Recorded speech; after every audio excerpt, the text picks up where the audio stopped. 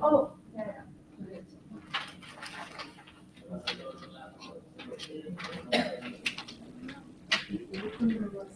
Volunteers to executive session.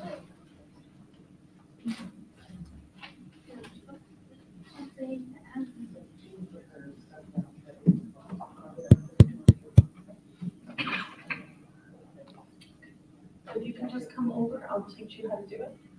And you'll be ready to go. So, without just this way, once her and I have confirmed. Lien, let me know when I should I talk? I'm going to tap on this. That's not it. So you're just hearing your own microphone, and when it's loud enough through this speaker set, your mic there is hearing it, but you're not hearing. There's a little bit of a delay. I can hear you, But you haven't heard a single tap. not the tap. Yeah. I can hear you. There's a like 5-second delay, but That'll work out. that's fine. Then we'll just wait to get the. Should I end the stream? Because I just Keep it going for a minute. Whether it should be end the stream Because you know what? They'll have you so perfect. And because Yeah. if we had it all perfect, I would say yes. Yes, it is your Oh, wow. But we could give it up at some point. We have to do it carefully. This one is. That's so great. Yeah, she's very.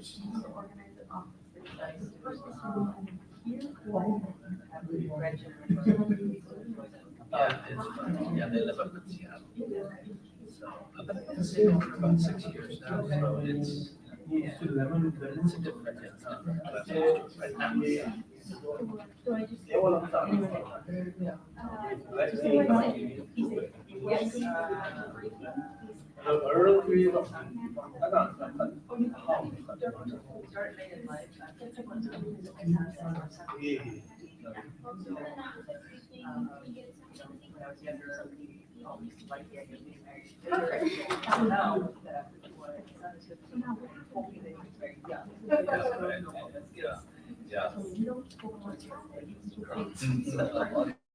It takes a while.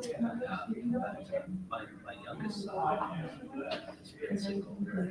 He's now does research on this company that both of my kids are. But the granddaughters are just.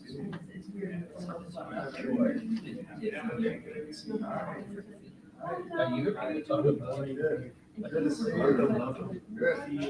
I brought my sash too, but I had to put it on. Oh, it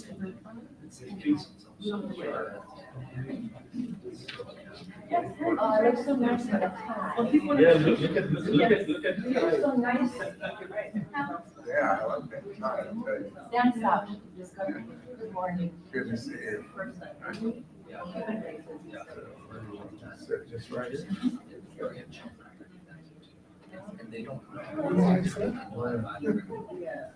They learn that, but they're also writers who haven't seen the way they are.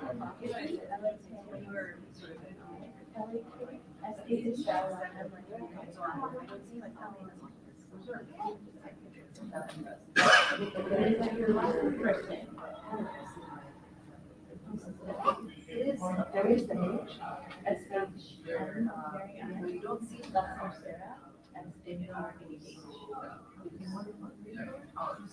When the Lord is on some cellular level.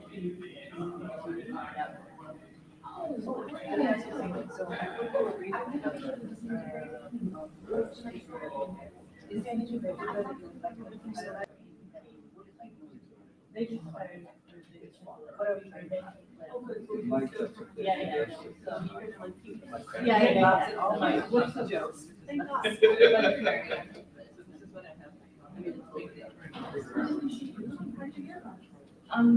Niang.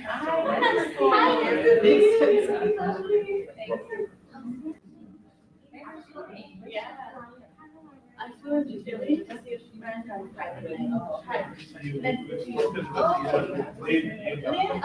very nice to meet you in person. And so I met your brother then. Yes. Yes, okay.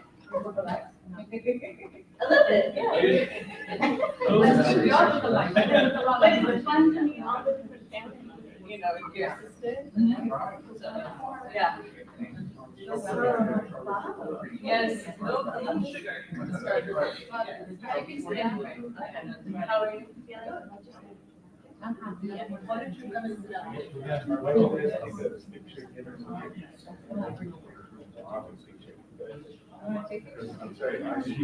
Oh, I don't mind. I'll just put my things there, yeah.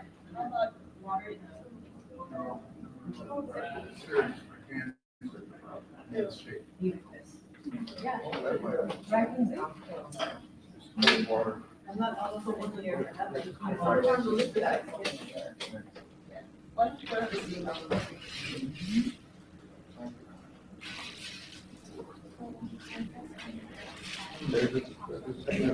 Sure, fun here. I went home thinking, I wish I would have asked you more about your thoughts and looking back on it. And this interesting characters.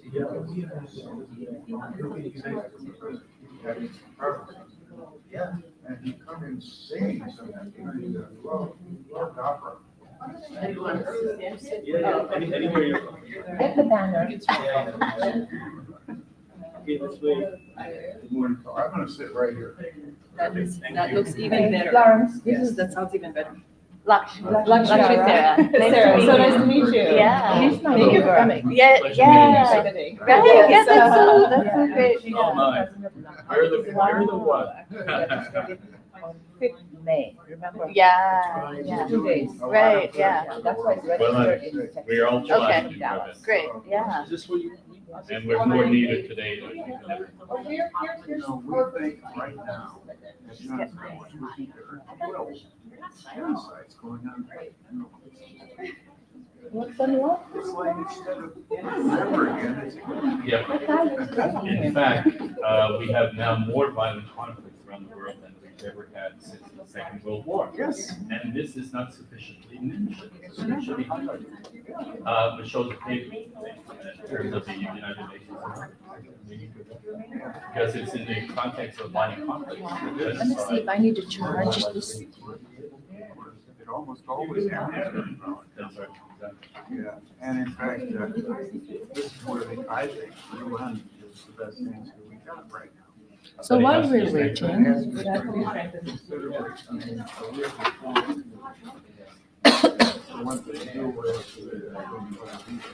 Yeah, well, I think there needs to be some kind of willingness to raise this. I think we should no longer consider it a taboo. So unless the UN is reformed, it becomes irrelevant. The UN I'm just gonna charge while you're waiting. You sure? Because I can run it. And you can just, Oh, we can really? put the cable right there under it. I no longer should do that. Sure, that'd be good. No, I have the same feeling about it. Well, of course, and then others. It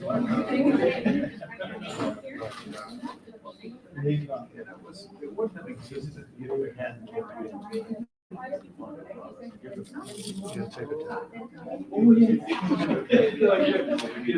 50 years later, it's time.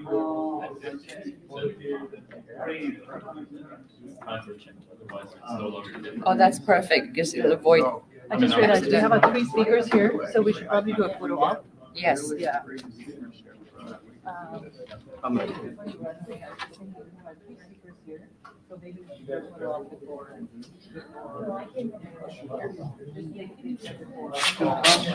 Cost you extra for photos. Cost you more for photos, more for autographs. I hope it's in your budget. We're fundraising. Okay. You have some funds to share?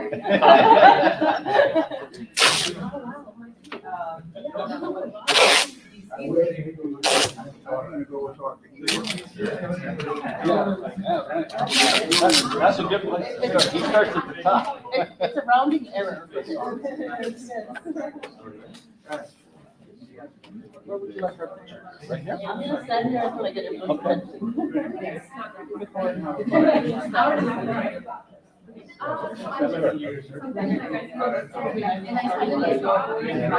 Agenda or do we?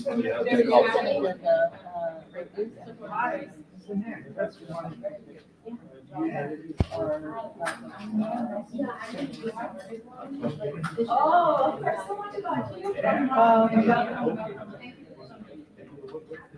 Mark, do you mind if you just take a quick picture before we have, yeah, so with the speakers? Yeah. Let's Here- take pictures, guys. No, just the speakers and us. Oh, the speakers and us. Because I definitely want to. I just bring it after we're done. Yeah, I have those.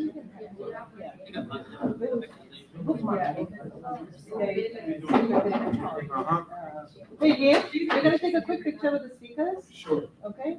And then we'll do more pictures afterwards, but in case our speakers want to leave right after. Yeah, I'm gonna stay around. please. Right in the middle.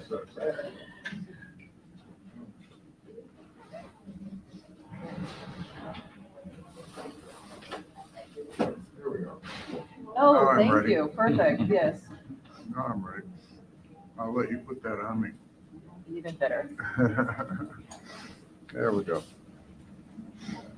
There we go.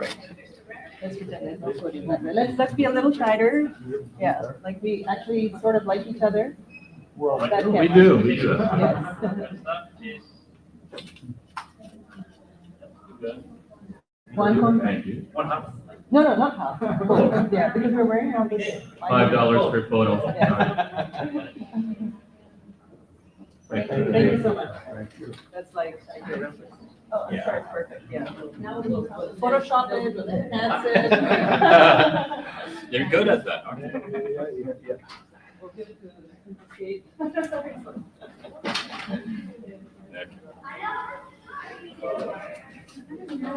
No.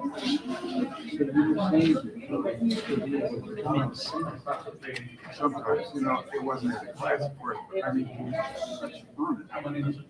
Because he was so sharp. I mean, he's one of the most brilliant men I've ever met. And, he was always at the top. If you, and he was ahead of the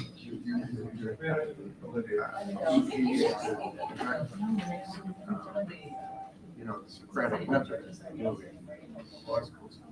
But he was good at it. He had a mind, and he was just really good at it. So he would take the question, I would spin it out. Oh, yeah. Really see what the basic principles and speak to it. And, yeah, he was outstanding. Where do you all live? Sometimes he embarrassed students sometimes.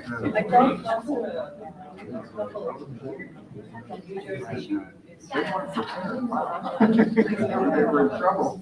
I've seen several of his talks. This is later in life. You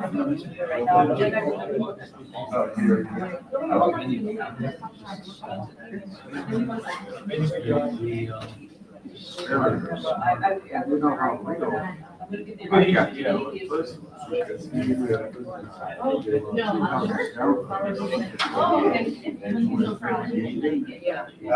his sons and his wife and everybody. All right, so- He moved out. But,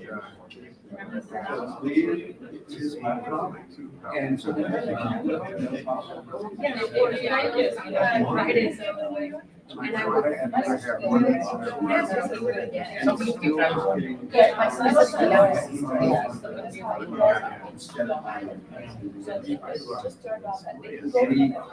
Now, another lawyer, please answer that. And Like going, so there's two controls, one says mic, one says speaker, so one into the mic. The first one says. In your face. Communication was your And there's another communications visit. No, he was.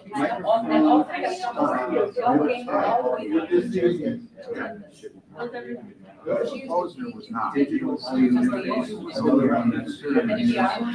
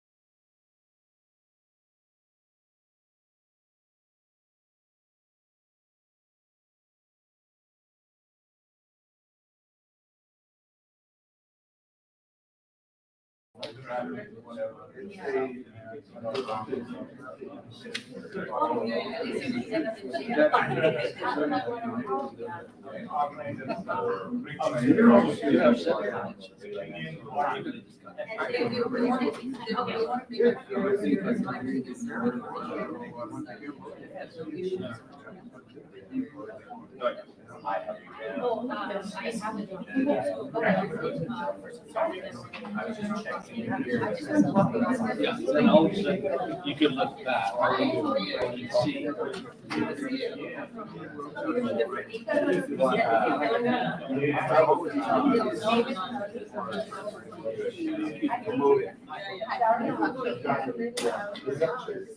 Will you do me a favor and make us beautiful and sound beautiful?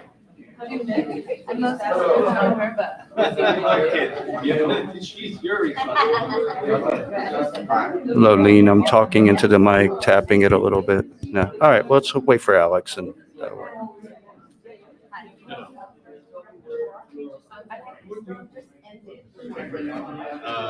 Last November, for a special rapporteur with the United Nations. You need to talk to me after this is finished, and before I go to the airport, also, I'll be available. In French, English, or if it's Oh, I can give you the editor.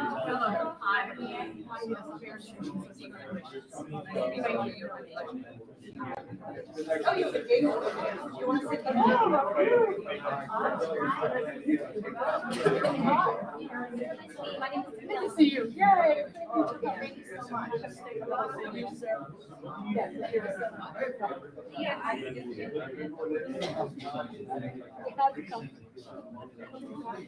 Nice to see you again. How was the flight?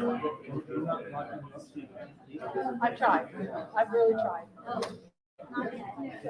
I still have 3 more weeks to try to engage her and everything.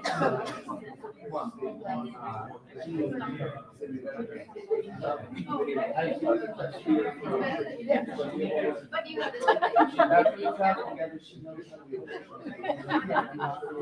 Exactly. He got his extra thick glasses so he could read if he had to off the phone.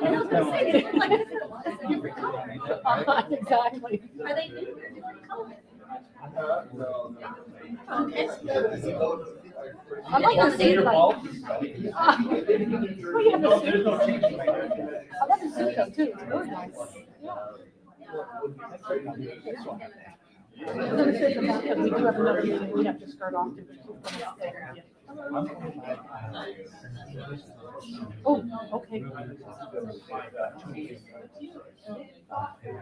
Okay. Thank you for the reauthorization, because really is an active involved, but if they can bring it up before, because we're getting a little anxiety. Yes, that would be expected. You're too kind. Thank you. Very nice to meet you. Thank you.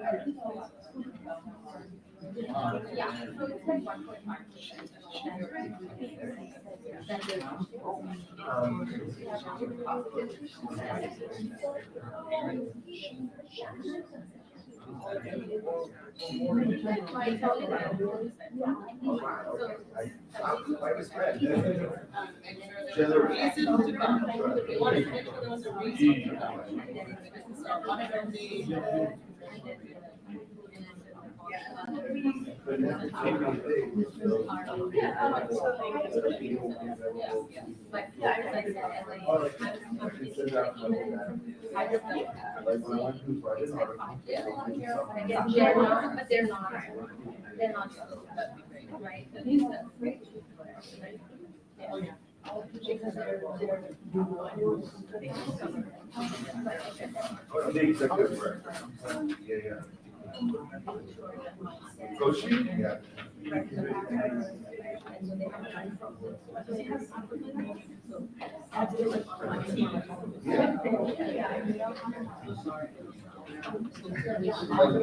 I'll see you at a board meeting tonight, so I wish it were the first. When someone came up. If there's a meeting in Washington, somebody set up a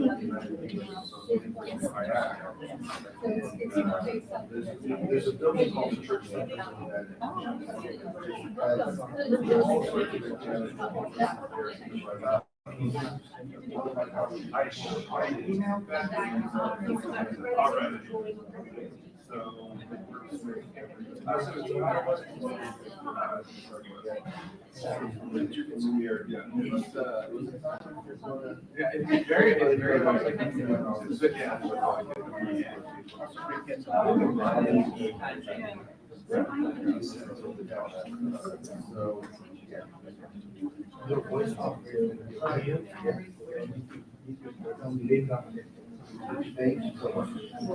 Very good communication. Right, was it accurate?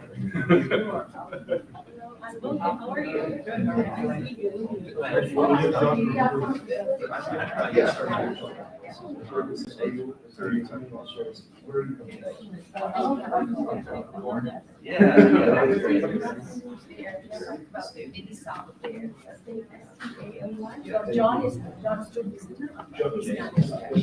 He said for life sciences, I'm the executive director, so he's actually.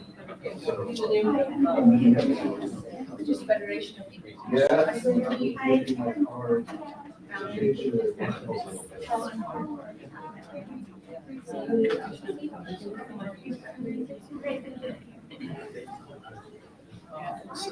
Good to see you. I don't know. I just remembered, thank God I looked at the video, the agenda.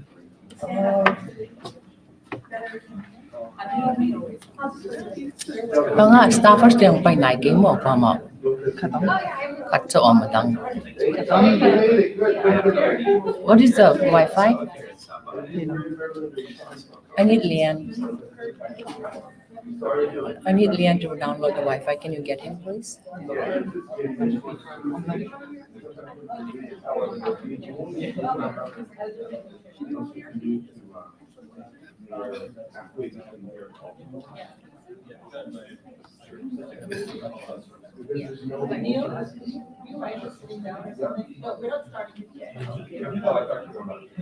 Oh, Lien, I need you here. Which is the Wi-Fi? Wi-Fi? This one? The house public, yeah.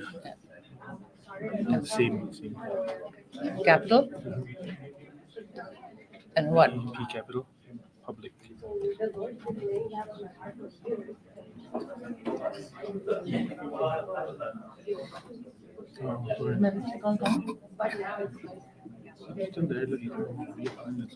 Mine's all gone too. Right? Is it okay? You can go refresh it.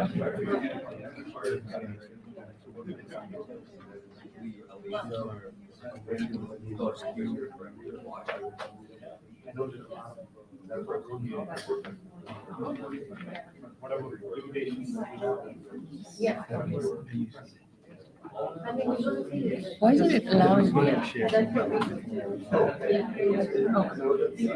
Why? What is this? Check your Google Pixel. Oh God.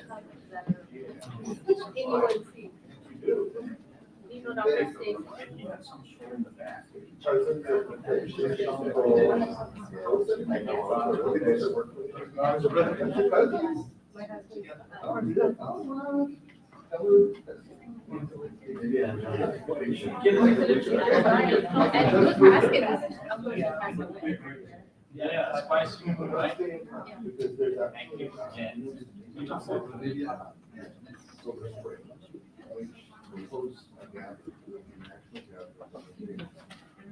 Okay, it says now, check your Google Pixel, and then what do I do? You have to type that in. Yeah, but where? You have to open your Gmail. Mm-mm. It's here. Yes, it's me. Then 56. When did Bang Chigang pa ya? One sec. Just search for Olivia.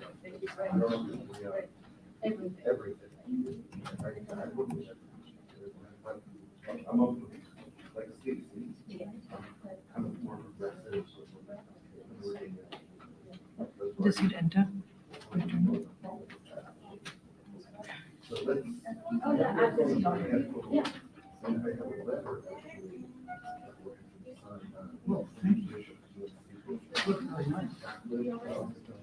Just type in Congressman.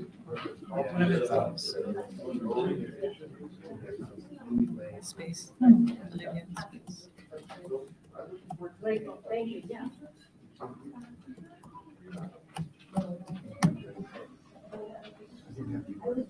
Your two principles state that you need to find your communication.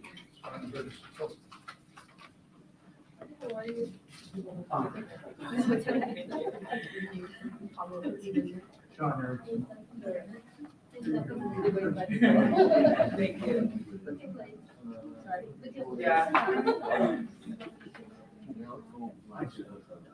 I came to support. Which one is it? Where's Not yet. We need to. where's figure out where's the the Congressman's speech. when did he send? Can you check on your phone and tell me? The speech. Which email is that?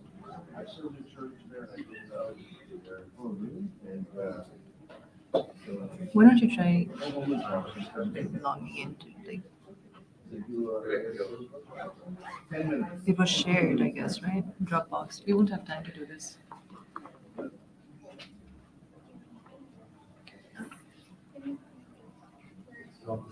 Where is it?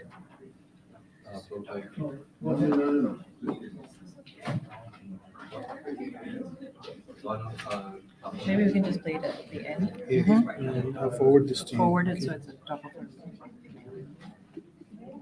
Why is it so It's difficult to find? Dropbox. So if she doesn't have Dropbox, she has to download Dropbox and all that. Yeah. I just sent to you. It's funny because we're doing all this on like Yeah, we got, this is why not having a printed agenda is, if I hadn't looked at it, I still haven't found it. just refresh.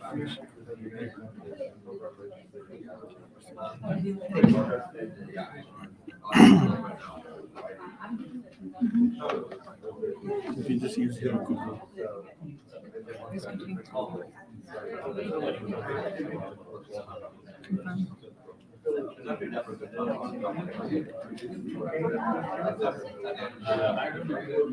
Confirm. You should be able to just do it without signing in.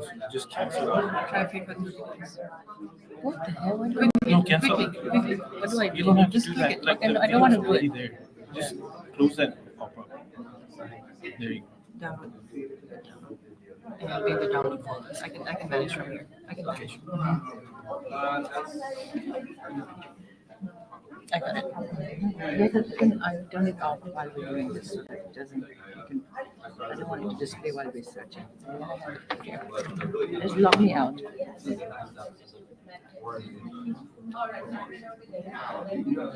Just go here and lock me out. Close.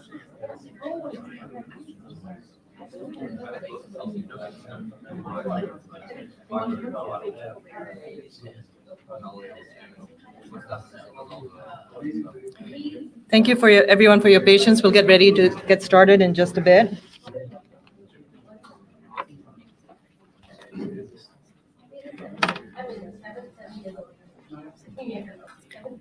So we'll get started when everyone is, when we're ready. You all good? You good? Okay. Do not go gentle into that good night. Rage, rage against the dying of the light. Good afternoon. My name is Florence Lowe. I'm the president of North American Manipur Tribal Association. Welcome. I'd like to thank all of you who have taken the time to come and learn about the crisis being faced by the Kuki-Zomi-Hmar people of Manipur in India. First, I'd like to thank Congresswoman Nancy Mace for helping us get this room. I am a member of the Paite tribe, which is one of the tribes that falls under the Kuki-Zomi-Hmar umbrella. We are a people that can trace our lineage back 29 generations through our oral traditions to a common ancestor named Zo, Z-O. We are a people with lands that straddle the border of India and Myanmar. Our tribes have lived in these lands since well before since forever. Adopting Christianity in the mid-1800s through the influence of the British civil servants that were tasked with administering the northeast of India.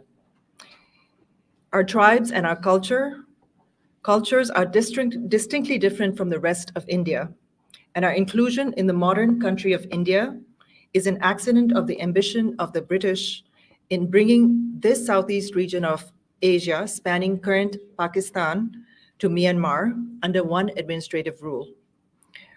Our tribal chiefs contributed labor for World War I efforts, troops for World War II, and it was in Manipur and our neighboring state of Nagaland that the Japanese were routed during World War II by American, British, and Indian troops.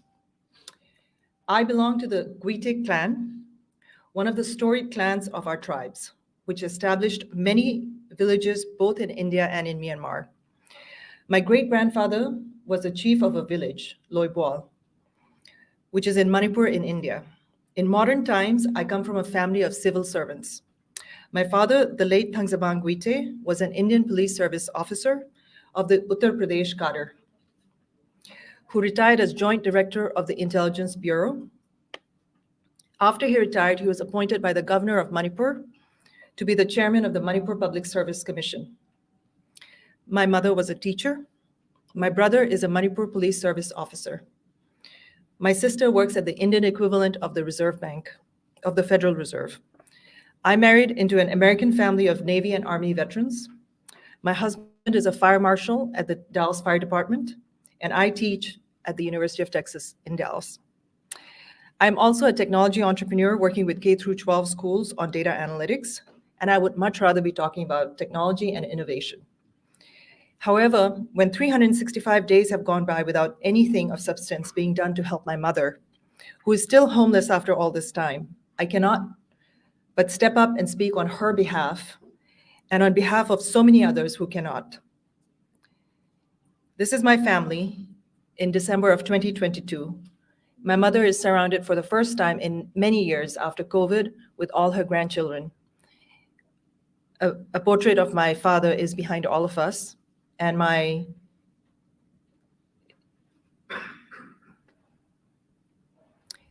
this is in the living room of the home that was burned on May 3rd, 2003.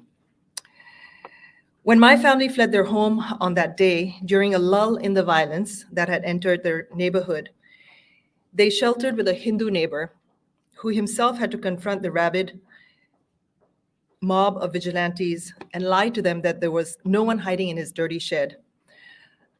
My nieces and nephews hiding in that shed were only, I'd like to play this video real quick of the burning of the church behind our house, the church where my family worships.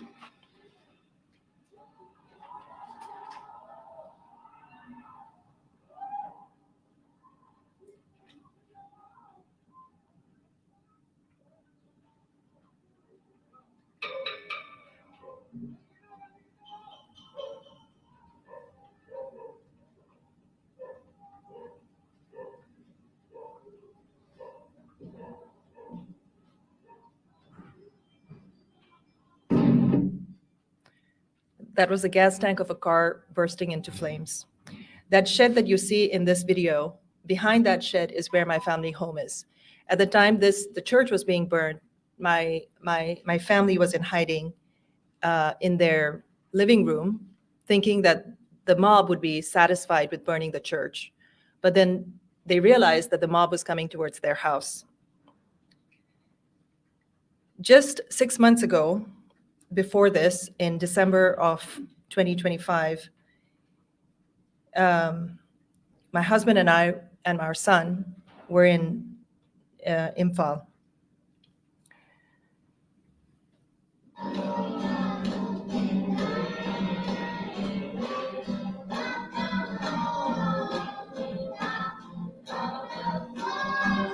Don't worry, it's not long.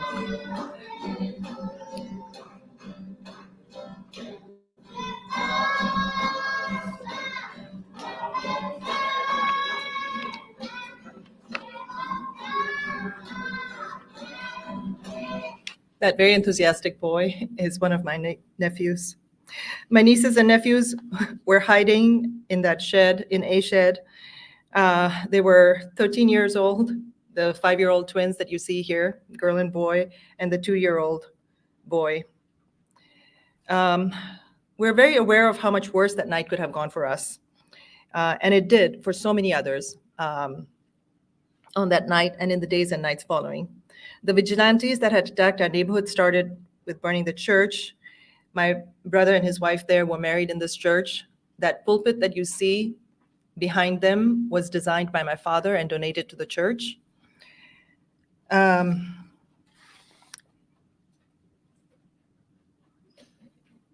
Every piece of furniture within that church was burned by that mob that night. This is my nephew. This is a video of that same church that we saw in the distance being burned on the inside. You fucking cocaine! Here we come! We are the genius people! We're gonna fuck you up!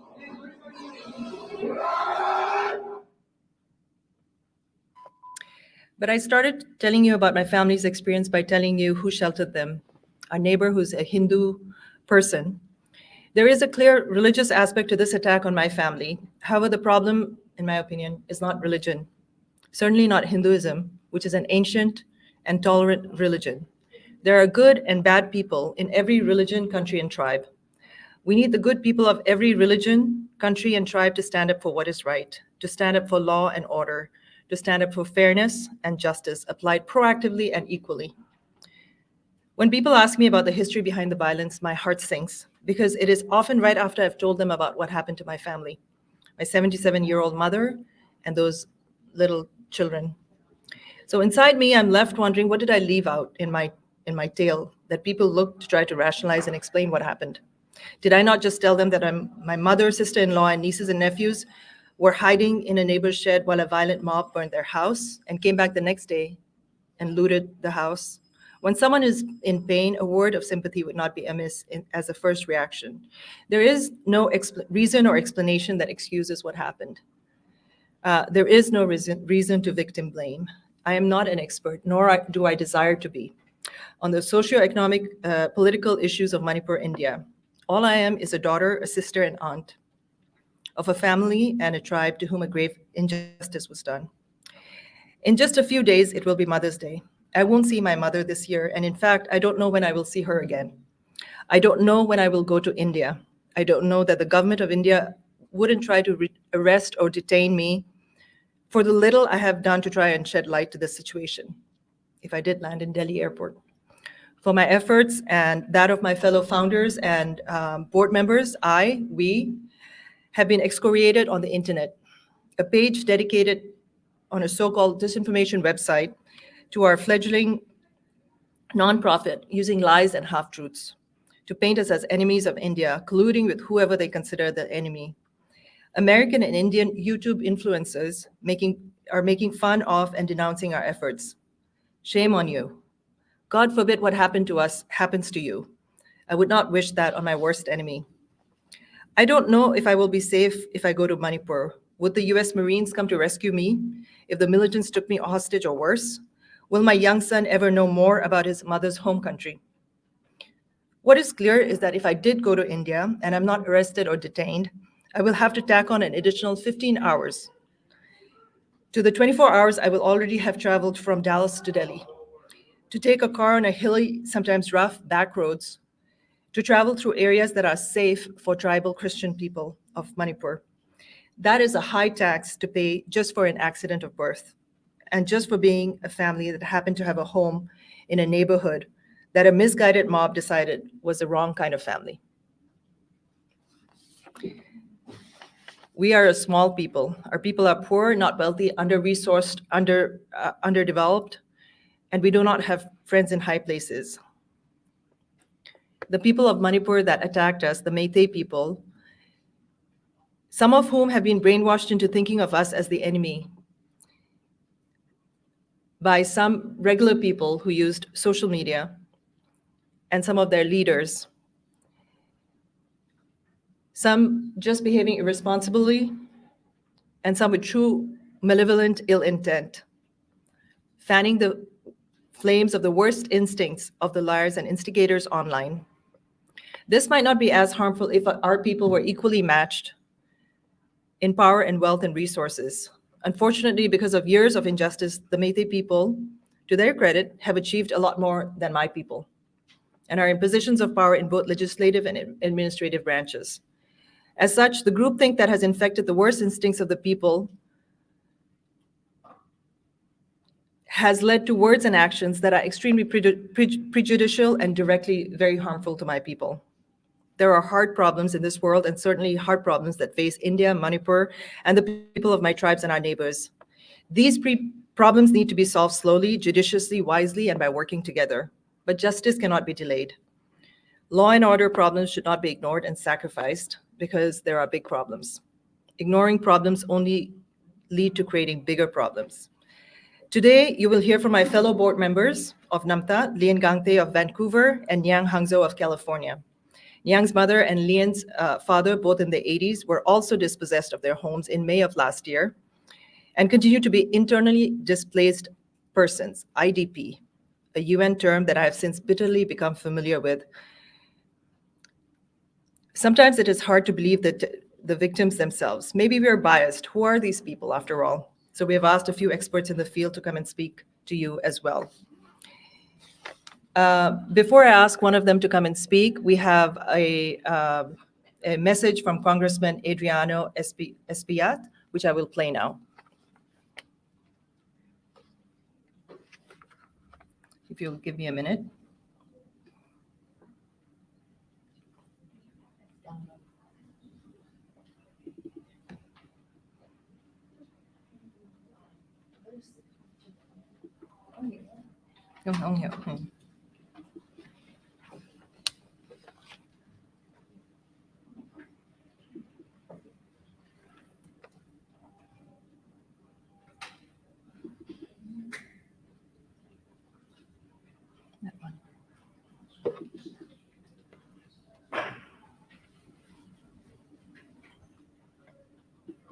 Hello, I'm Congressman Adriano Espaillat. Violations of human rights and injustice must never be tolerated.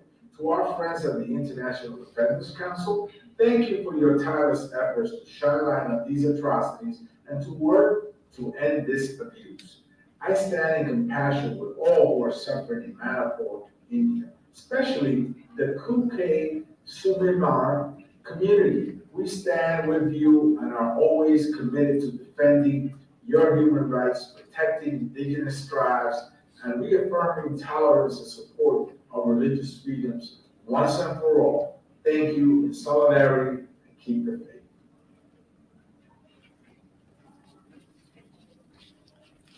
Thank you to the Congressman.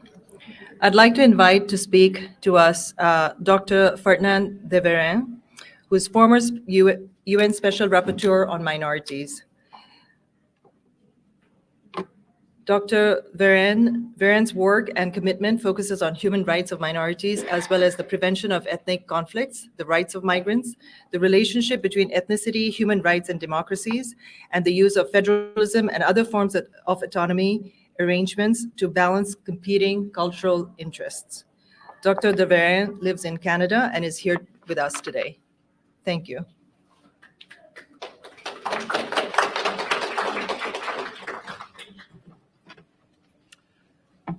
Thank you very much, Madam Chair, Florence.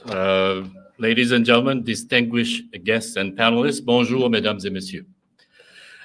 First, it's a privilege to be part of this significant event and at a particularly critical moment, pivotal period, really, for India. And I take this opportunity to commend the North American Manipur Tribal Association, the International Defenders Council, the Genocide Watch, Hindus for Human Rights, and the many others who have helped organize this timely briefing.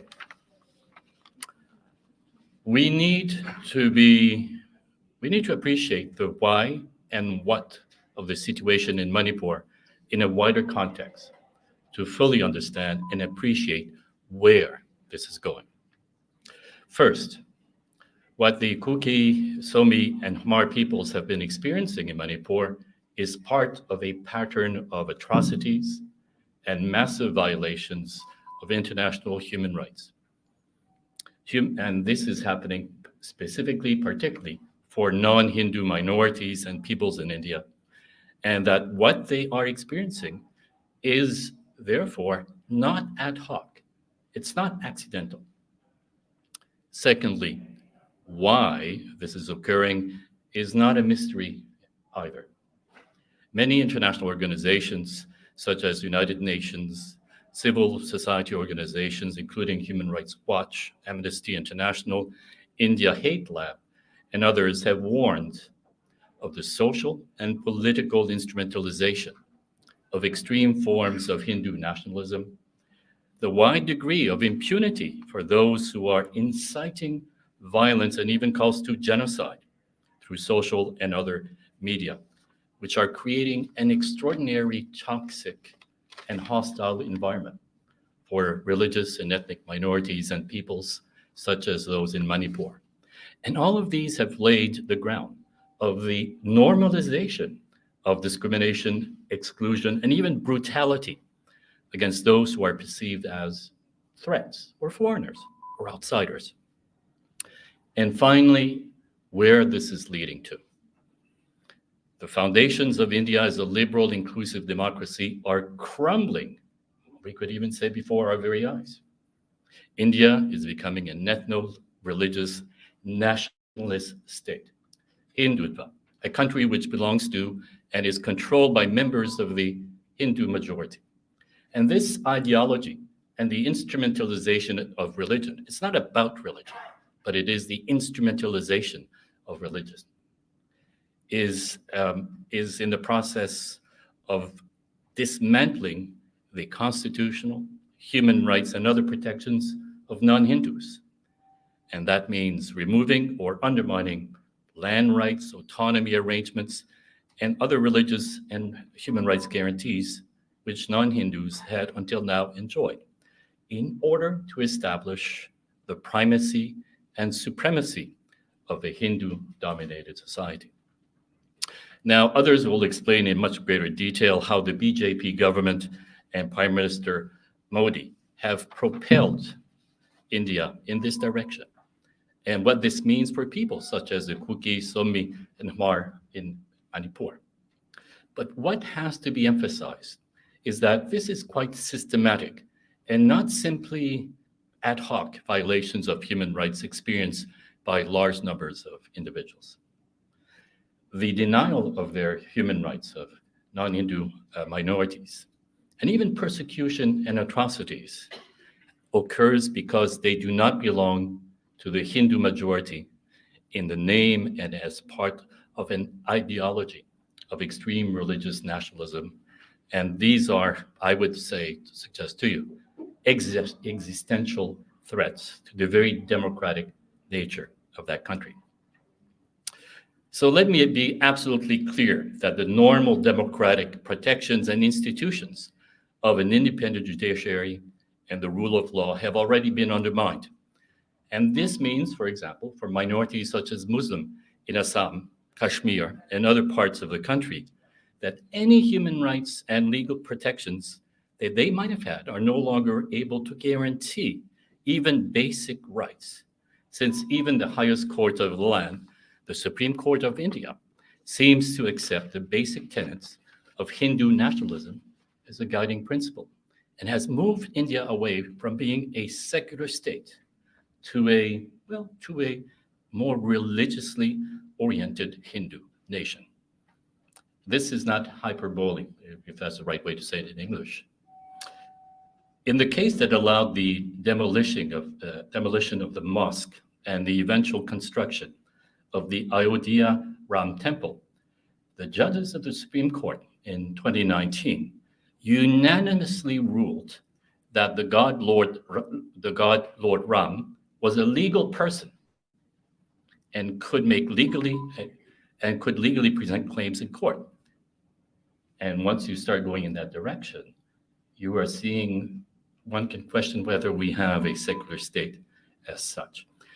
Unanimously, the judges of the Supreme Court awarded the disputed ownership of land to Lord Ram. There were other aspects of this case, but this is a situation where you have the ownership of land, which is a recurring theme. Now, of course, if you think about this, on the one hand, the judges really had not much choice. If you recognize God as a legal person with standing in the country, do you really think the judges were going to rule against God? Think about it. And this is a situation where it is actually unknown of or unheard of anywhere else in the world. Even the Vatican, the Pope may be a representative of God on earth, but he actually, God himself or herself, does not have standing in the Vatican as such. God is not a legal person. India, to my knowledge, is the only country in the world that recognizes a deity as a legal entity with standing. And in case there's any doubt, Prime Minister Modi himself described himself as an instrument of Lord Ram, anointed by the divine to represent all the people of India. And this is what needs to be understood, to see what this means for non-Hindus and what is happening in Manipur and India. India, by the way, was ranked last year 5th in the world for the risk of new mass killings by the Simon Stod Center for the Prevention of Genocide and the U.S. Holocaust Memorial Museum. And this was referring mainly to killings of Muslims and other non-Hindus, such as in Manipur, because of calls to actually attack them, lynch them, and even to commit genocide, all in the name of Hindutva. And why you will often hear shouts of Jai Shri Ram during violent attacks against non-Hindus.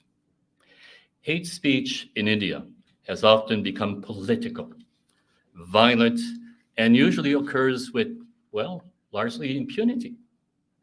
And it has become a tsunami of prejudice, intolerance, and violence against non-Hindus in recent years.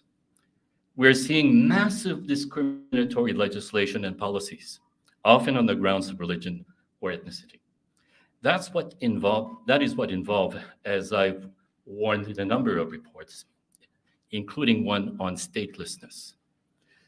If, as some of you may know about a citizenship determination process in Assam, if this process continues in the direction it's going, it could lead to perhaps around 2 million people, mainly members of the Muslim minority, being denied citizenship. We also at the United Nations, when I was at the United Nations, we raised grave concerns on the discriminatory nature of the Citizenship Amendment Act towards the Muslim minority because it excludes them from obtaining citizenship under those provisions. Now, I mentioned this process in Assam because it's potentially only the beginning. Other parts of India are considering following suit because this is a process clearly which has a racist prejudice bias. Hindus are essentially not covered by this process of denying citizenship. Non-Hindus usually are targeted, which means, very conveniently, non-Hindus will risk in different parts of India being denied being a citizen of the country, and also, therefore, erasing them from the political scene. This is not accidental. No, let's not be naive. By denying citizenship, you also are eliminating millions of people from being able to participate in voting and the political future of the country. The list of human rights violations which have been observed at the United Nations is disturbing. Harassment, arrest, detention, and even disappearance of human rights defenders. Usually, and this is not always obvious, usually, by the way, those involved defending minorities. Extrajudicial killings, torture, again, more often than not, involving or targeting non-Hindu communities and individuals. Physical attacks, violence against minorities, usually Muslims and Christians. The dramatic and again disturbing rise of hate speech in social and other media, including even calls to genocide, which have been increasing, sometimes targeting specifically in a dehumanizing way minority women. There's also the loss or destruction of religious and property of religious and other minorities, including places of worship, restrictions on their livelihood or access to education, and the list goes on and on. We have had an extremely high level of number of allegations of violations of human rights coming from India, involving usually, overwhelmingly in fact, the denial of the rights of minorities, religious and other minorities. All of this was predictable because it is the logical consequence of extreme religious nationalism and the ideological core of what is the BJP government. It's therefore no surprise that we have more than 300 churches that have been burnt down and or destroyed in Manipur, as a matter of fact, in recent years. Because by destroying and burning down churches, you're removing the property of minorities. It's a symbol of taking over by members of the Hindu majority. One study noted a 786% increase in hate crimes against mainly non-Hindus between 2014 and 2018. This hate speech overwhelmingly targets, guess who? Non-Hindu minorities. The vitriol of what is occurring is actually quite shocking in its scale. It's horrific in its brutality and the dehumanizing of other human beings, with an astonishing proportion coming from, and there are statistics that clearly show this, coming from high-level political BJP leadership. Official silence over violent attacks and rhetoric is encouraging Hindu nationalist groups to be even more brazen in their violence against minorities, as demonstrated by a shocking video of which you may have heard of two women from the Kuki minority being paraded naked in Manipur last year, and the subsequent alleged gang rape of one of them by a Hindu mob. Her father and brother, I think, were murdered, and there was no action taken by authorities until there was an international outcry once the video began circulating on the internet. By the way, the video, you can still see the video on the internet. As often reported by Dalit, Muslim, Christian, and Adivasi women, minority women are objectified and sexualized in many parts of India.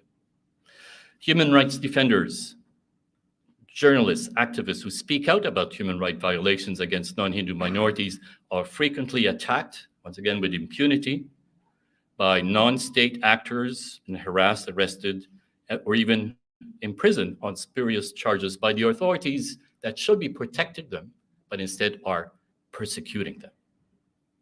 And you've also heard the steady and alarming erosion of fundamental human rights, particularly for non-Hindus, has led to the US Commission on International Religious Freedom to name India as one of the world's 17 worst countries, what they describe as countries of particular concern, meaning that India engages in or tolerates systematic, egregious, and ongoing violations of religious freedom that are particularly severe.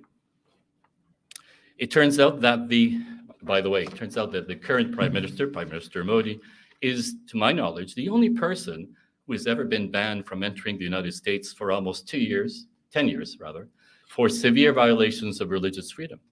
There's a special provision in US legislation concerning that. And this ban was linked to the riots and a massacre which occurred when he was the chief minister of Gujarat in 2002, when more than 1,000 people were killed. And once again, no surprise, most of them, almost all of them, were members of the Muslim minority. As the then UN Special Rapporteur on minority issues testified last year before this very same commission, and here I quote myself, I don't often do that, by the way, India risks becoming one of the world's main generators of instability, atrocities, and violence because of the massive scale and gravity of the violations and abuses targeting mainly religious and other minorities such as Muslim, Christian, Sikhs, and others. It is not just individual or local. It is systematic and a reflection of religious nationalism. End of quoting myself. Again, it's important to remember where all this is leading. These are not just massive violations of the human rights of non-Hindus. They are the manifestations, the logical results of an extreme form of religious autocratic nationalism that excludes and discriminates against non-Hindus primarily, and has undermined and eroded the democratic institutions of the state. It is also a threat to other democracies, and I would say to the multilateral international order also. This explains why land use and ownership, but also autonomy, political autonomy arrangements, and other forms of governance that protects the livelihoods, rights, and identities of non-Hindu communities in Manipur and elsewhere in India are under severe threat. Religious minorities, especially Muslims and others, are being, I think we could say, politically disenfranchised. And the degree of control and protection of their identity, their specificities, is being increasingly disregarded with states or territories where non-Hindus were the majority, such as in Kashmir. We're seeing their autonomy, their political autonomy, being unilaterally revoked and ruled directly by national appointed authorities. Land use and ownership laws or regulations are being changed so that land can be controlled, taken over, controlled, and used increasingly by authorities in a way that ultimately benefits members of the Hindu majority. This has actually been occurring to the extent that even of disregarding historical ownership and usage rights, some going back even hundreds of years. And that is what is happening in Kashmir, where state land which could be used for agricultural and other traditional activities, mainly by non-Hindus, non-Hindu families and communities, before 2019, have actually been discarded after the union government, the central government, revoked the special status of Jammu and Kashmir. In the name of development, there's a special state industrial development corporation, which has essentially taken over a lot of these lands and actually prevented traditional activities to occur. And now that the Kashmir's autonomy has come under the control of the Indian government, it has introduced new legislation and new regulations that changes the definition of residency and allows land ownership for millions of non-Kashmiris. And once again, don't be surprised if I tell you that most of those who benefit from these changes are Hindu, members of the Hindu majority community. The only other non-Hindu majority territory of India, Lakshadweep, a group of islands on the west coast of the country, has seen recent legal and regulatory changes by the Delhi-appointed administrator that also puts control in the hands of central government in the name of development. It's very clever. You use development to actually take over land and traditional ownership or land usage, and eventually the government can do what it wants with it. And also ensure that members of the Hindu majority either use it, control it, or obtain ownership of the land, which would bring, it seems, an influx of mainland Hindus to these small islands. New proposed regulations would make the administrator the sole authority, the government-appointed administrator, the sole authority to carry out these development plans. But the new regulations that are being put into place would allow the administrator not only to lead development plans, but to forcibly evict the residents from these lands. There is also, you may have heard, recent warnings of a genocide in the Great Nicobar Island for the Shompen people who live there if India goes ahead with huge construction and development projects, which was planned without any consultation of the National Commission for Scheduled Tribes, a constitutional body which would normally be required. And of course, as you've heard, the violent incidents last year in May were ignited in Manipur, were ignited around the demands from the Métis majority, who are mainly Hindus, to be given official tribal status, which would mean that which non-Hindu peoples, such as the Kukis and others, felt would allow these others, mainly Hindus, to buy land and settle in their traditional areas. They are not wrong. The natural consequence of extreme nationalism is that the nation belongs first and foremost to the titular nation, Hindus. And that eventually, logically, means to the control ownership of land that they wish to obtain. That is the phenomenon. Some would say the tiger, which the current nationalist government in India has unleashed. Gandhi wrote, "In the democracy which I have envisaged, a democracy established by nonviolence, there will be equal freedom for all." He said, "It is to join a struggle for such democracy that I invite you today. Once you realize this, you will forget the differences between the Hindus and Muslims and think of yourselves as Indians only." Many of us have admired India for its rich past of inclusion, tolerance, and diversity, including the legacy of those social reformers, philosophers, or writers who have had so much influence on so many of us, such as Gandhi, Tagore, and others. What we are now seeing is a perversion of what India was, can, and should be. Instead, it is clearly moving towards an autocratic, nationalist, and almost theocratic state. Gandhi was assassinated in 1948 by a member of the RSS, a Hindu nationalist organization which did not support the creation of an independent, democratic India. The RSS eventually also helped propel to power the BJP, which is continuing this extreme religious nationalism by extinguishing the life of democratic and inclusive India, by undermining the rule of law, the independence of the judiciary, and the secular nature of the state. The Kuki-Zomi-Hmar and other non-Hindu minorities and peoples face now today attempts to eliminate their equal rights, their identity, and even their presence, unless the US and other democracies stop sitting on the fence and stop their short-sighted approaches to adopt, and in order to adopt measures and policies which defends a global rule-based system, including of human rights, in order to avoid creating the conditions for a darker, much more dangerous world. A world of repression, nationalism, racism, and intolerance, and of atrocities and perhaps even more genocide, especially against minorities and other vulnerable communities. This is what we are seeing today in India. Thank you.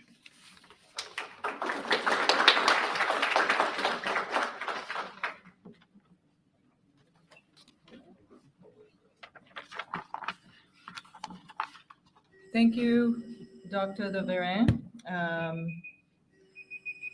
for exhorting the Indian government to stop sitting on the fence. I think that's a really wonderful way to end your. And I also want to thank Dr. De Varennes for highlighting some of the more tragic events that happened. I share the stories that happened to our family, but there were a lot more people that faced a lot more tragic outcomes of the violence that happened. I'd like to introduce to you Niang, Hangzo, my fellow board member who comes here all the way from California, and I'm going to let her speak for herself. Thank you, Niang. Good afternoon. My name is Niang Hangzo, and I'm originally from Imphal, Manipur. I'm also a member of the Paite tribe, like Florence, which is one of the tribes of the Kuki-Zomi-Hmar. India is a small border state at the extreme east of India. Sorry, Manipur is a small border state at the extreme east of India, and it borders Myanmar. Manipur has two distinct physical features: a lush valley in the middle, surrounded by hilly ranges on all directions. The hill ranges are ancestors' home of more than 30 tribes. These tribes have been classified as Kukis and Nagas. The non-tribal Métis live in the valley. The projected population of Manipur is 3.6 million, and Métis constitute 53%. The Kukis, only 16%. The Métis hold 40 out of 60 seats in the state assembly, thus giving them majority to pass any bills without any objection, despite objection. This is a demographic map of Manipur. The green area is where the Nagas predominantly live. The blue, a little bit on top and at the south, are the Kuki-Zomi-Hmars, and the Métis is the orange area in the valley, and the white is mixed ethnicities.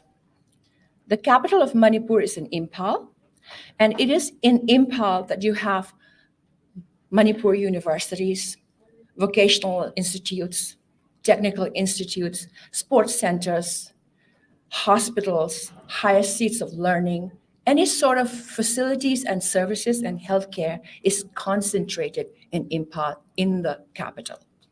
And that's the reason why the state's budget, 98% of it is consumed in the valley, leaving 2% for the hills. And that's also the reason why tribals from the hills come and settle in Imphal, so that they can have access to education, healthcare, and services that is not available in the hills. And some are moved to the valley and settle, like my parents, because they worked for the government of Manipur, and they had no choice but to settle there because they're pushed by the government to work there. However, Métis cannot buy land in the hills. Tribal lands is protected by Article 371C of the Indian Constitution. Since Manipur became a full-fledged state, with 40 seats out of the 60 in the state assembly, the Métis majority and their chief ministers, multiple chief ministers, independent of which political party they belong to, had tried to pass many bills to usurp tribal lands. And all this, even if the tribals contested, they could pass because of the majority. The Constitution of India has given provision for autonomous governance to the tribal in Manipur and to all the tribals in Northeast. And this is in effect in all Northeastern states except in Manipur. The 6th schedule, which is the provision, is not in effect in Manipur. Tribal areas are in the border, and Moreh, the little dot out there, the red dot, is the current hub of international trade. Though it is in a mixed district, it is dominated by Kukis. Tribal lands are strategically located to become international trade corridor under the central government's Act East policy. My mother was never alone in Impal. On the land my parents bought in the 60s, there are 4 homes and 4 generations of Hangzos. My mother's children, grandchildren, and great-grandchildren are all at shouting distance. Honestly, I don't want to be here. I'd rather be in Manipur visiting my mother, eating mangoes straight from the trees in our family compound. But I cannot. My family does not live in Paiteveng, Impal anymore. This is a view of Paiteveng, a tribal neighborhood in Impal where 60 Paite and Vaipe tribes people live. You can see our house very close to the highway. In the front is the first house, and there's the Guite house, which is Florence's house. Florence is my neighbor. This is where she lives. Our parents lived, and there is our church. I'm showing this because it's important for everyone here to know that this tribal location or locality is surrounded by Métis neighborhoods all around. On the night of May 3rd, 2023, around 8:30 in the evening, Métis mob, hundreds of men and women armed with iron rods, stones, and Molotov cocktails, stormed into our neighborhood shouting, "Kill cookies, kill cookies." My mother, my brother Biak and his wife, their 18-month-old son, my sisters Tara and Junior, my nephew Jason and his mother from another house in our compound, my nephew Michael from the first house, his dog Charlie, and 2 puppies, cowered in my mother's bedroom with the lights off and prayed fervently. Next door, my brother Lien and his family and Michael's mom also barricaded themselves in one room and prayed for deliverance. Among them were my brother's 3 granddaughters, one of whom was only 1 year old, and the other 2, 4 and 11 years old, respectively. The mob started pelting stones, window panes shattered, and the incessant thud of stones hitting our concrete roof and walls assaulted their ears.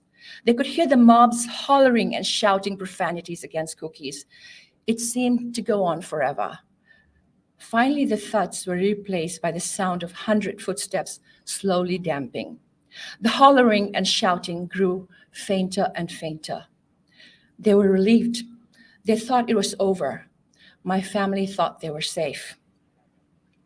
My 16-year-old nephew, Jason, went up to the first floor of our house, but came down quickly. They have set the church on fire. I can see the flames. It was then they knew they had to leave. This was no ordinary attack.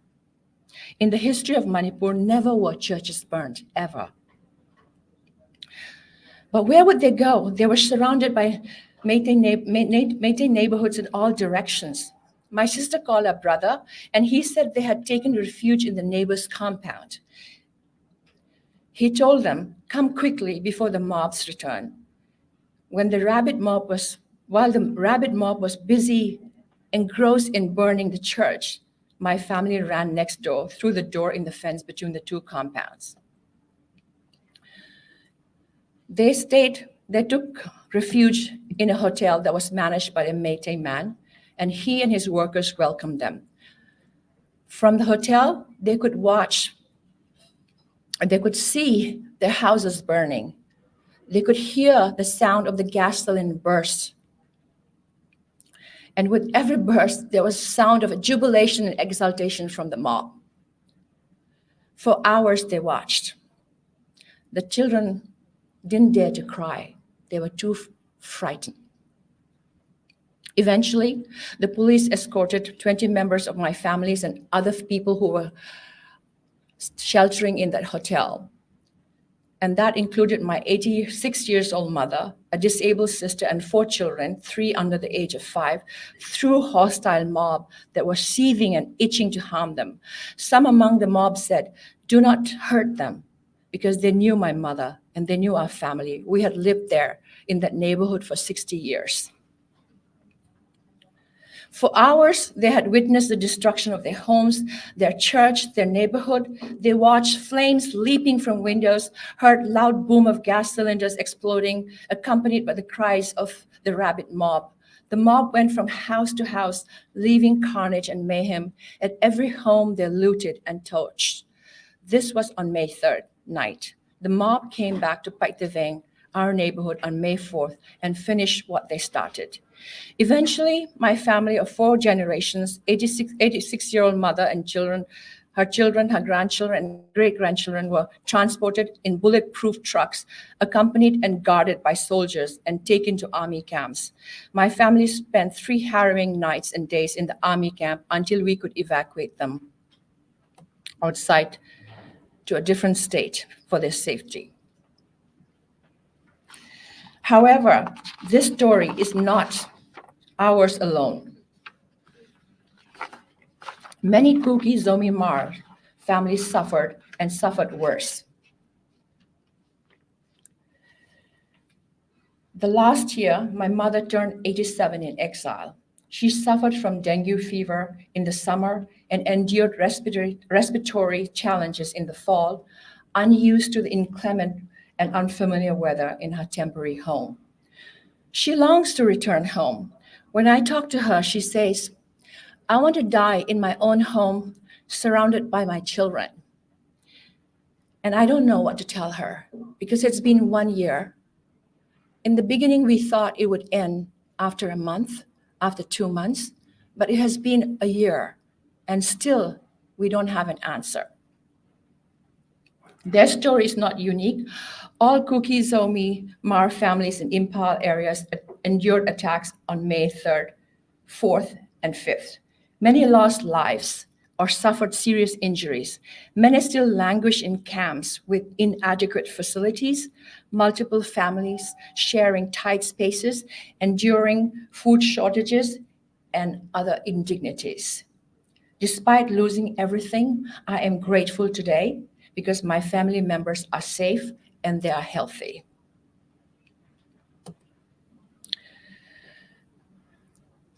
Like I mentioned, there are many other families that endured worse. Dongsing Hangxing was only 7 years old. He was living in an army camp, already sheltering in an army camp when he was caught in a crossfire. On June 4th, the army doctor said he has to go to the hospital. So Dongsing Hangxing, his mother, and her friend were all sent in an ambulance to the hospital, and they were sent with an escort, police escort. At a locality called Iroishemba, on the way to the hospital, an enraged Meitei mob led by the Meira Paibis, a civil societies of women, launched a brutal attack. The police convoy deserted them as the mob descended on them. The mob set the ambulance on fire. Young Dongsing Hangxing, Mina, and Lydia were trapped within the burning ambulance, and they were killed. This touched me because Dongsing Hangxing is a child from a Meitei mother and a Kuki father, just like me. This also disturbed me because he was killed not by militants, but by ordinary women. This is a tale of 2 tribal women, Don Ngaching versus Lucy Maring. Don Ngaching is a Kuki-Zomi-Hmar. Lucy is Naga. On July 6th, a mentally challenged Kuki-Zomi woman, Don Ngaching, was fatally shot in Kwakaithel, which is near my home. The Meira Paibis, the women's group,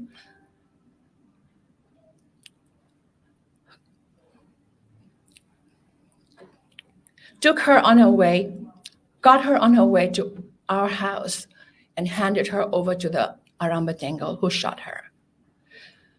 Don Ngaching is my cousin's sister. She has been suffering mentally for many years, and it was only after her parents died that she became homeless. She left. Until her parents were alive, they kept her home. And she had fled from Lamka, she had wandered around for many years and ended up in Impal. When carnage broke out on May 3rd, May 4th, May 5th, she had no idea that it was dangerous, and she didn't leave. Even when my family found themselves in the camp, they tried to reach her through her neighbors. She was kept in a shed by the church, a makeshift house in the church, and the Naga neighbors went to find her and told her to leave, but she refused because she did not realize the danger of the situation. Lucy Mering was also mentally challenged. She was shot on July 15th. Don Ngaching was shot on July 6th. By July 16th, the murderers of Lucy was already apprehended. Same crime, different justice. No justice for Kuki-Zomi-Hmar. War is hard on everybody, but women bear the brunt of the atrocities. You've heard Dr. Fernand talk about the naked parade of the two women, but there were more rapes.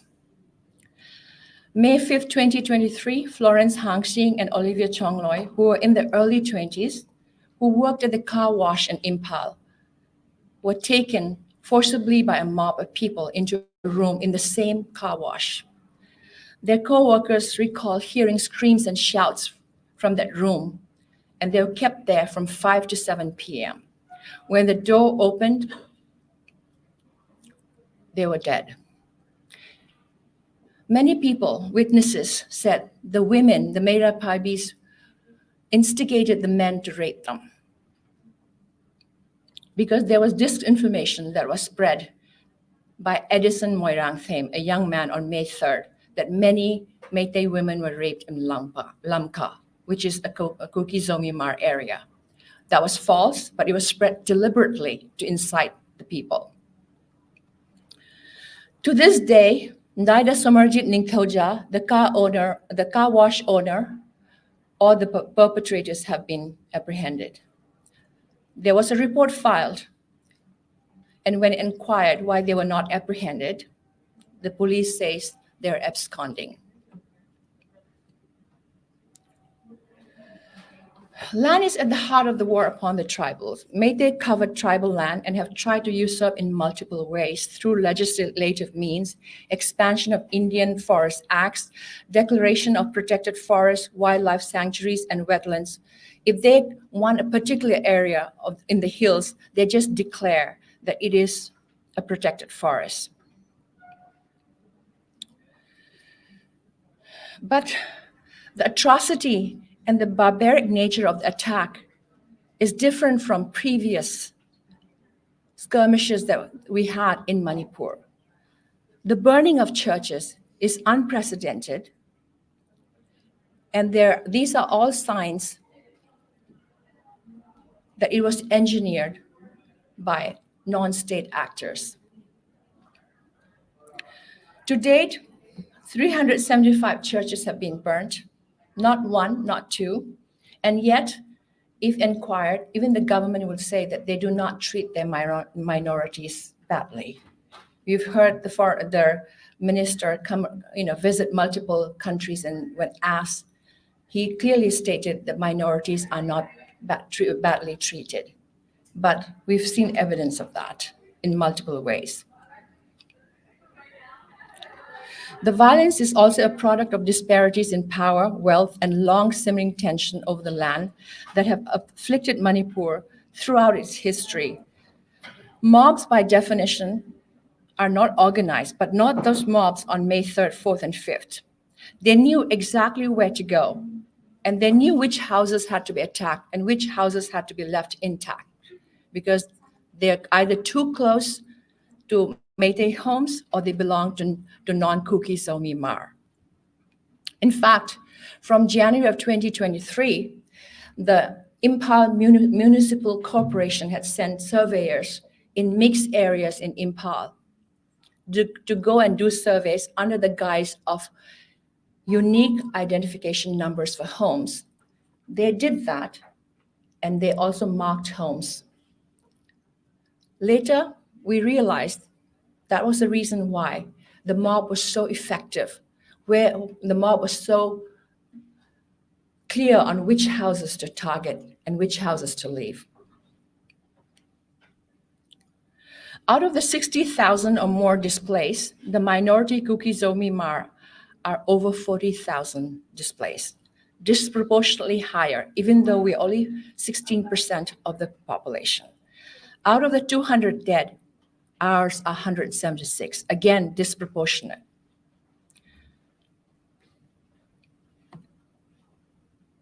When they burned our churches, when they violated our religious freedom, when they burned our churches, they violated our religious freedom. When they looted our belongings, drove us away like animals, and burned over 7,000 homes, they violate our right to housing, our freedom of movement and residence. When they killed our sons and daughters, brothers and sisters, they took away their right to life, physical integrity, and security. Not to speak is to speak. Not to act is to act. It is time the US speak up for us. Congress must raise the human rights violation and genocide of the minority Christians in Manipur on the floor of US Congress. For the staffers who are here, I'm speaking directly to you. Not to speak is to speak. Not to act is to act. It is time to break the sound of silence. It's time for US to say something about this. It's time the US stops sitting on the fence. Thank you.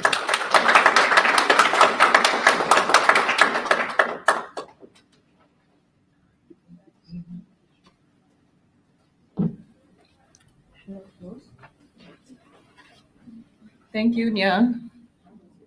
Hangzo, really appreciate this. I'm going to ask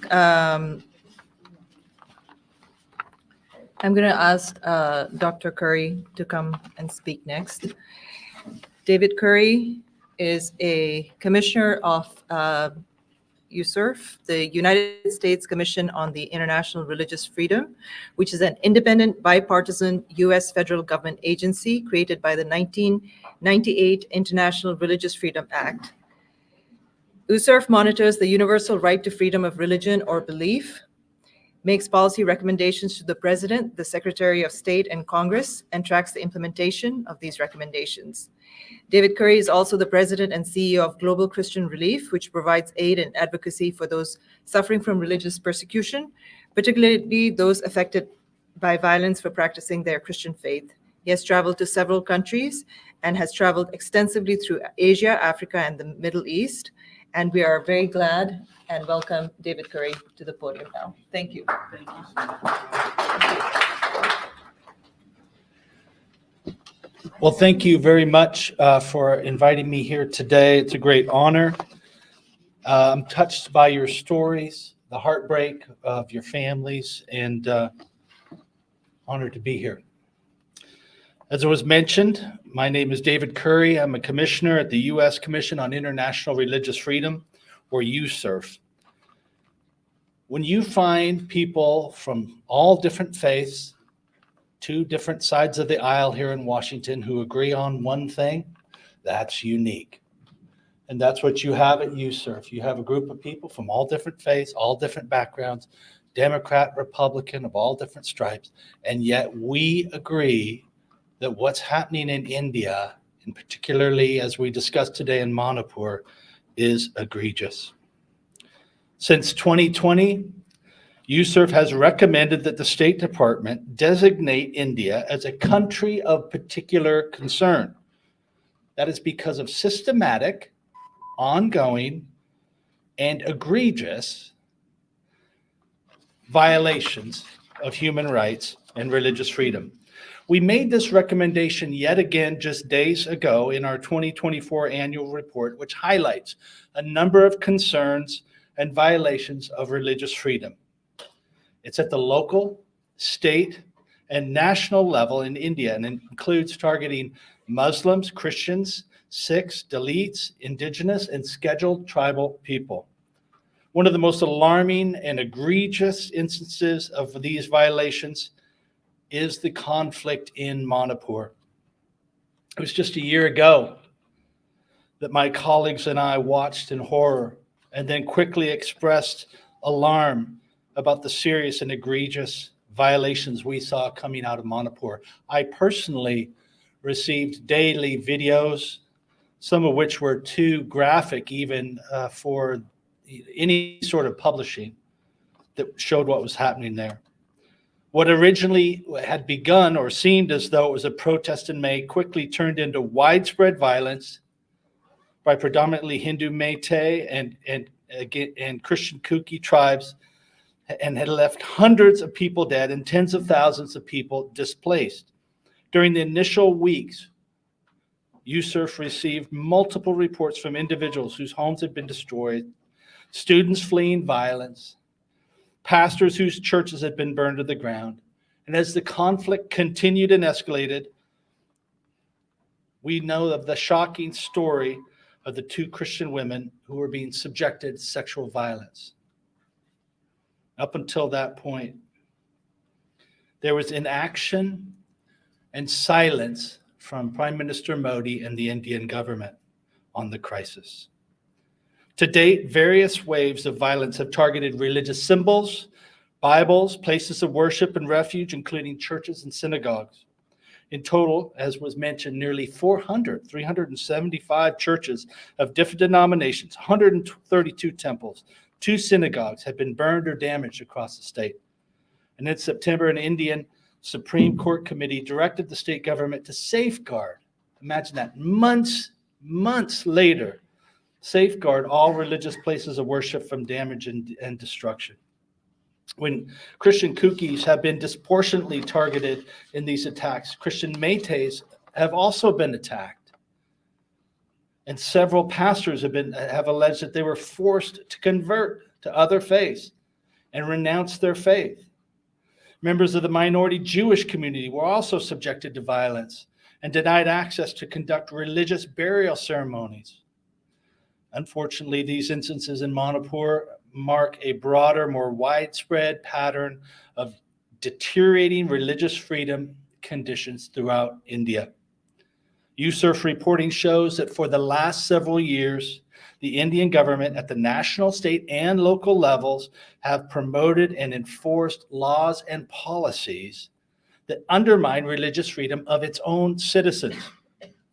This has been systematic, as I mentioned, and ongoing. It's a pattern. In particular, state governments have implemented a number of legal restrictions on conversion, religious dress, marriage, cow slaughter. The national government also continued to suppress critical voices, particularly religious minorities and those advocating on their behalf, through surveillance, harassment, demolition of property, and detention under the Unlawful Activities Prevention Act. In 2023, for example, NGOs reported 687 incidents of violence against Christians alone, who continue to be detained under various anti-conversion laws. Over the last year, religious leaders across various faiths have been central, coming together yet again, people of various faiths, to call for peace and reconciliation across Manipur through prayer meetings and collaborative exchange of ideas on how to protect religious minorities in the future. At USCIRF, we will continue to raise Manipur and other religious freedom issues with the State Department and make recommendations to take these abuses seriously, particularly the importance of designating India as a country of particular concern. Thank you very much for your time.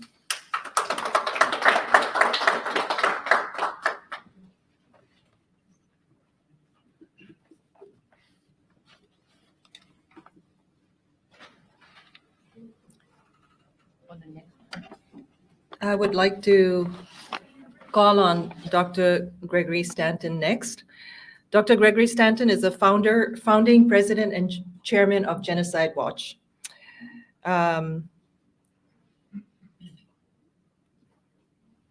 He was a research professor in genocide studies and prevention at George Mason University and the James Farmer Professor in Human Rights at the University of Mary Washington, and has taught law at Washington Lee and the University of Switzerland. Dr. Stanton founded Genocide Watch in 1999, having previously founded the Cambodian Genocide Project and the Alliance Against Genocide. And he has served as the president of the International Association of Genocide Scholars. Dr. Stanton served in the US State Department, where he drafted the United Nations Security Council resolutions that created the International Criminal Tribunal for Rwanda, the Burundi Commission of Inquiry, and the Central African Arms Flow Commission. He also drafted the UN peacekeeping operations resolutions that helped bring about an end to the Mozambique civil war. Dr. Stanton has degrees from Oberlin College, Harvard Divinity School, Yale Law School, and my own alma mater, the University of Chicago. And I'm very excited and grateful that Dr. Stanton has come to speak here today with us and for us. Thank you, Dr. Stanton.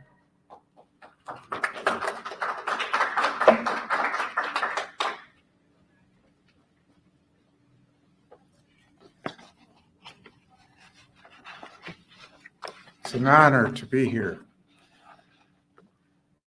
What we are seeing in India today is a divided society that's increasingly divided by the Modi government.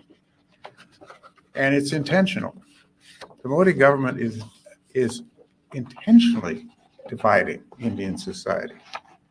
As Dr. Varennes has so eloquently portrayed it, what we have here is a total denial of the basic elements of the secular Indian constitution. We have a triumph of Hindutva, which is a doctrine of Hindu supremacy in India, which Modi and his party, the BJP, are attempting to inflict on India, denying the rights of over 200 million Muslims, of Christians, of all other minority religions in India. It's totally opposed to the tradition on which India was founded, to Nehru, to Gandhi, to all of those leaders, those great leaders, and those leaders, in fact, who taught us. Martin Luther King Jr., who's my personal hero, and by the way, who trained me. I was trained by the Southern Christian Leadership Conference. He studied Gandhi's teachings. That's how he learned how to do nonviolent resistance. So what we're seeing here is a denial of the greatest tradition of India. Not only that, the BJP follows a doctrine that was basically formulated by what is called the RSS, which is essentially a Nazi organization. In fact, the founder of the RSS was pro-Hitler during the Second World War. What we have, in fact, is, as Dr. Varennes has explained, a combination of religious intolerance, of authoritarianism, and of extreme nationalism. When you combine those things, you get Nazism. In other words, what we have here is a Nazi party attempting to take over India.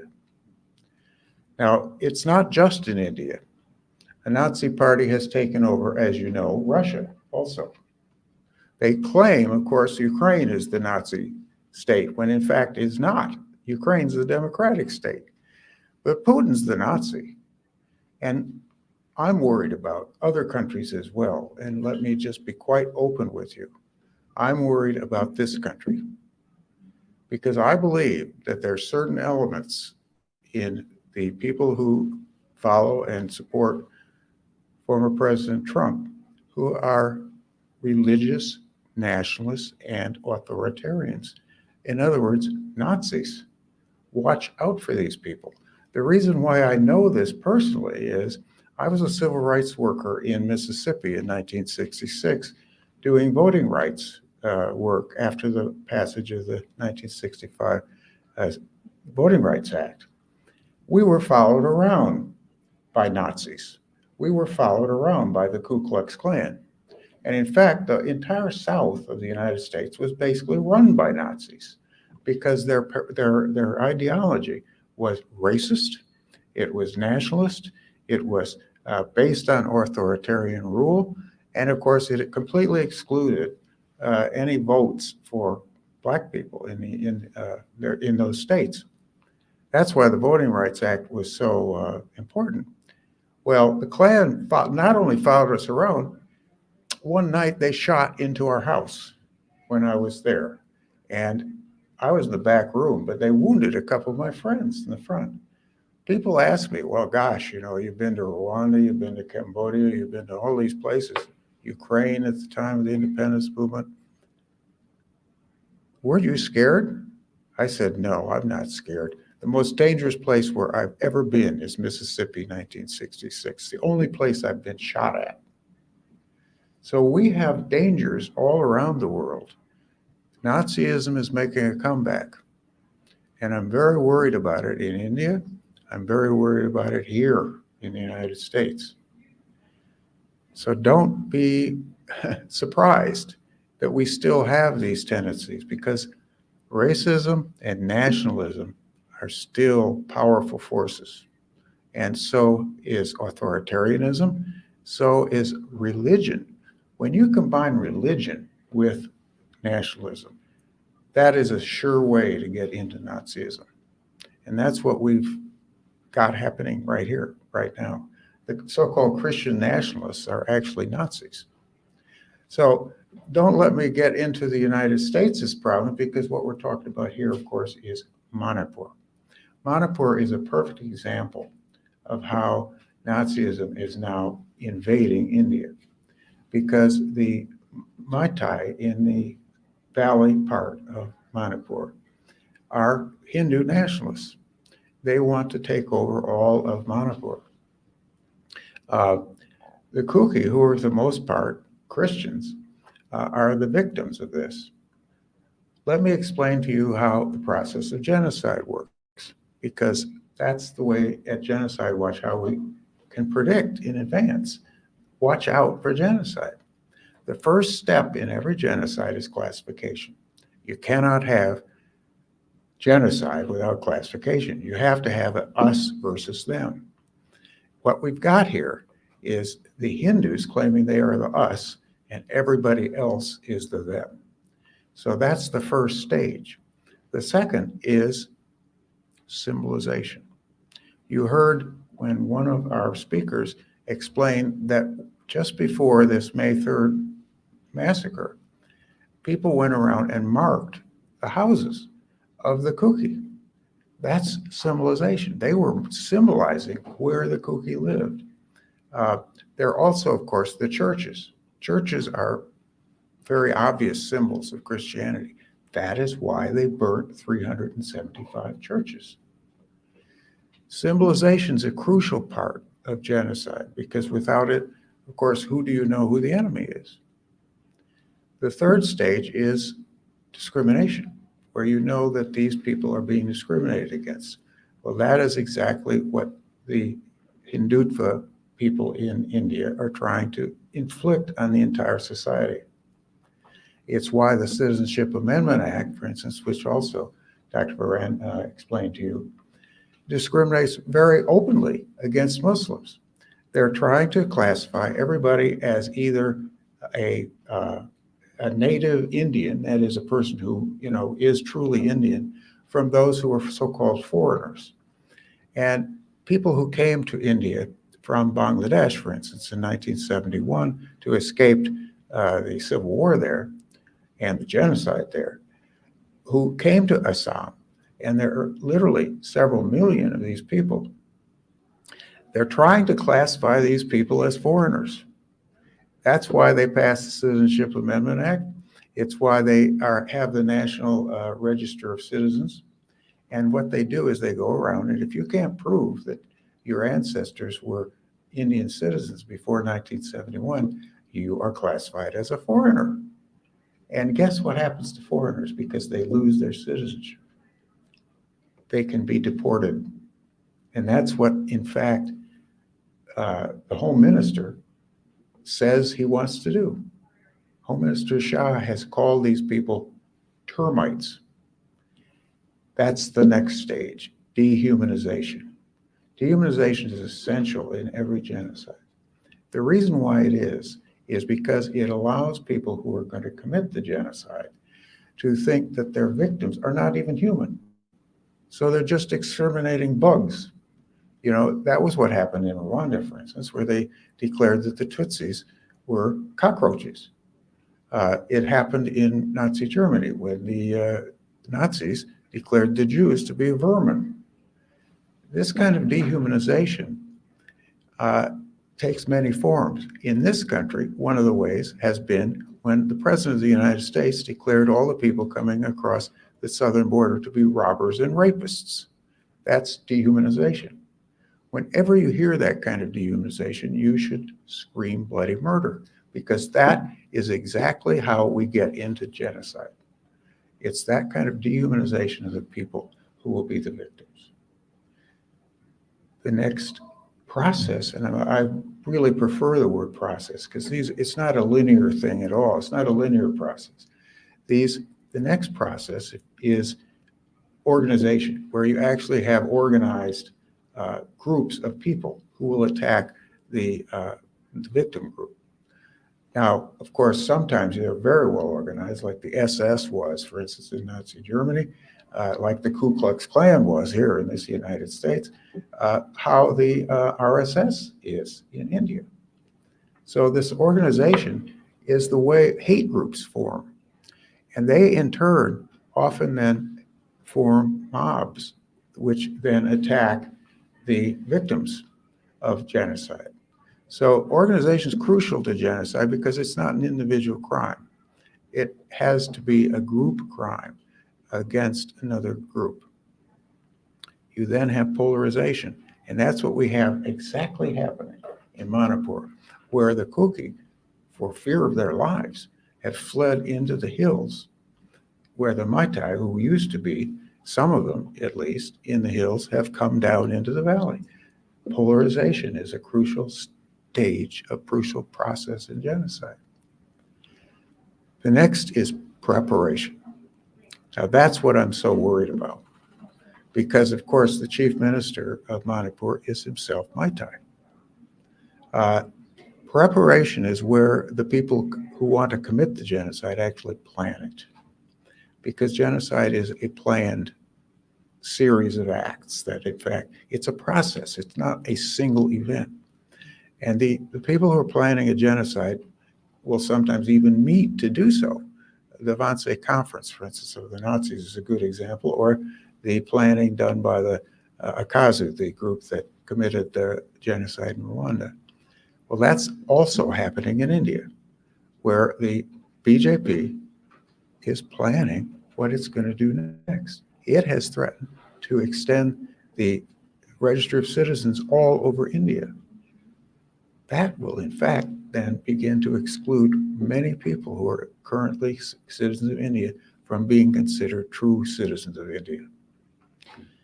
The next stage, and this is where you really get into what many human rights groups would call pre-genocidal activity, it's persecution. Persecution in which the group that is being targeted will be literally put into concentration camps, or they'll be taken and put into ghettos.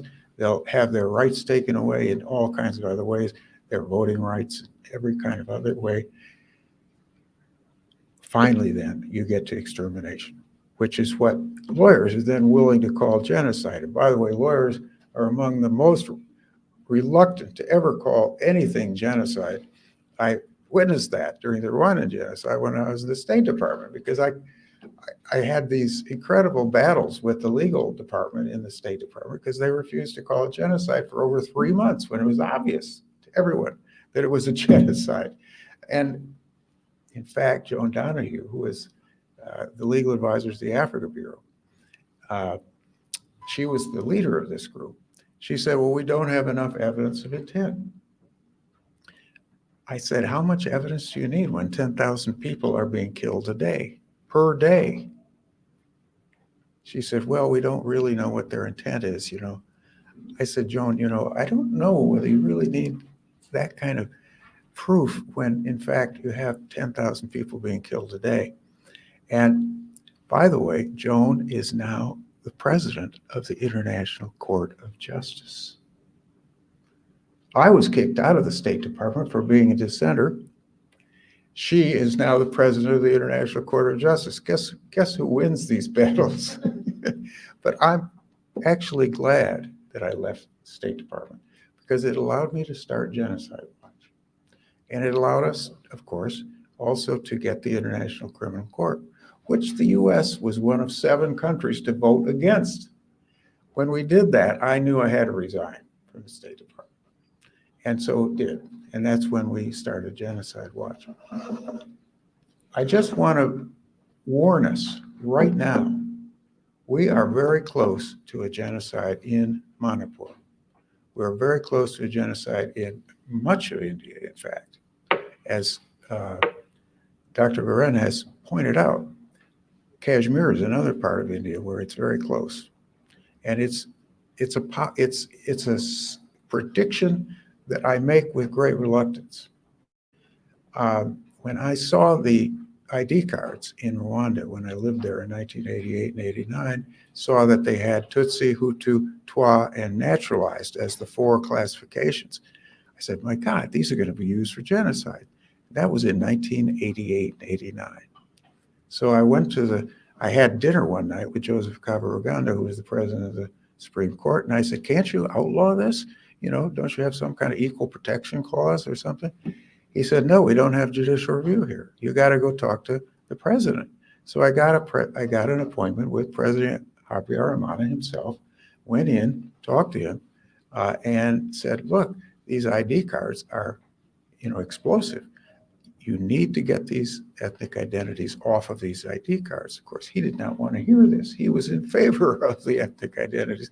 He was part of this whole mentality of genocide that was already present in Rwanda. Well, as you know, then I said, if you don't stop the genocide here, prevent the genocide here, you're going to have a genocide here within 5 years. That was in 1989. The Rwandan genocide happened in 1994. Now, to use the language of the Apostle Paul, I do not have the gift of prophecy. That was luck. But I will say, it was exactly right. And what I'm predicting here is that if we do not stop Modi and his drift towards Nazism in India, India is going to have a genocide as well. And in particular, in areas like Manipur. So I'm sorry to have to make this kind of prediction, but we must stop it. And the way to stop it, of course, is to use everything we have. The UN, I think the UN could be a huge force here. I think that the US Congress needs to warn about it. The USCIRF needs to. Everybody needs to be aware. We have a very dangerous situation developing in Manipur, and we have to stop the genocide from happening there. Thank you.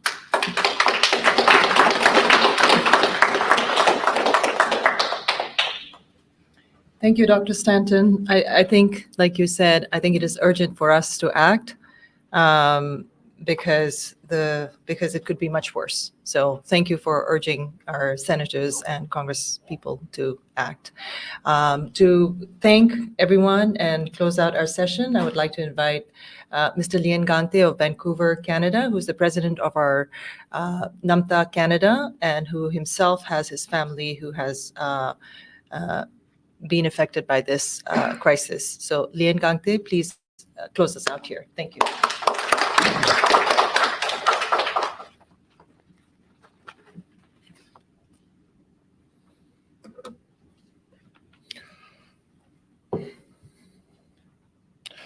Amasabanin, Tuni alaya hongki khom hole. Itu say anangai zo say tibai kain bole. Tuni hi emite to say niya imandiuhin nabon chungwa kipana kahin pungi. That was my mother tongue, Thado. Even though the language of my father is supposed to be Gangte, and that's the traditional shawl that I've got on my shoulders. But Thado is the language of my mother, and that is what I consider my mother tongue. As Florence mentioned, my name is Lien Gangte. A little over a year, my world was turned upside down. My childhood home was looted and burnt. My aging father was almost killed by the bloodthirsty mob that you've all heard very well today. My entire family was dispossessed, and we lost access to the grave of my mother, who lies buried within the premises of our home in Imphal, Manipur. After experiencing over a year of limbo, I feel like I'm descending into Dante's proverbial inferno. Descending not because of my own original sins, but because of the sins of the Indian state. Because of the breakdown of democratic institutions in the country of my birth. Today, over a year after my family lost everything, we still have no idea if or when our issues will ever be resolved. Will we ever get justice? And I'm very grateful today that so many experts, so many people who spoke so eloquently about our issues have gone before me. It makes my job a whole lot easier. So I'm going to try and expedite what I have to say, so please bear with me. I won't take very long of your time. And just briefly reflecting on this past year, last year when Indian Prime Minister Modi was visiting the United States, we were out on the streets outside the White House right here in Washington, D.C., side by side with our allies, decrying the human rights violations of our people, along with so many other marginalized communities from India. We raised our voices to tell the world that all was not well with the great Indian democracy.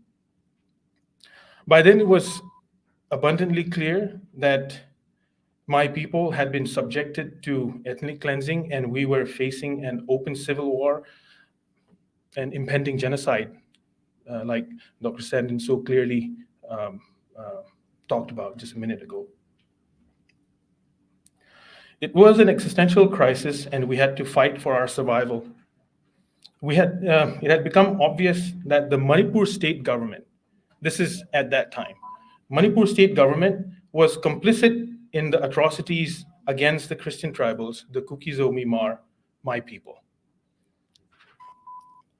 We were caught in a conflict where the odds were stacked against us because the state had decided to take side with the majority Hindu Métis, and you guys have heard quite a bit about that already. And it was an asymmetric war. What more can I say? But despite being thrown to the wolves, we had no choice but to call on the government of India to fulfill its constitutional duties. We called on them to provide basic security and justice for our people, citizens of India. We urged the Modi government to listen to the suffering people and address their issues with immediacy, but what did we get? It was silence. In the few occasions that he has spoken since then, his words have poured salt on our gaping wounds. No words of compassion ever escaped his lips that brought our people any measure of comfort. His government, from his home minister to the internationally revered external affairs minister, S. Jaishankar, they've been spewing the same lies that have been used to demonize and dehumanize my people. There again, dehumanizing, demonizing. We were called illegal immigrants in our own ancestral tribal lands. Can you believe it? This is a graphic representation, an artwork by one of our NAMTA members, which we're proudly sharing with you all today. This is our ancestral lands. This is where our ancestors, our forebears are buried.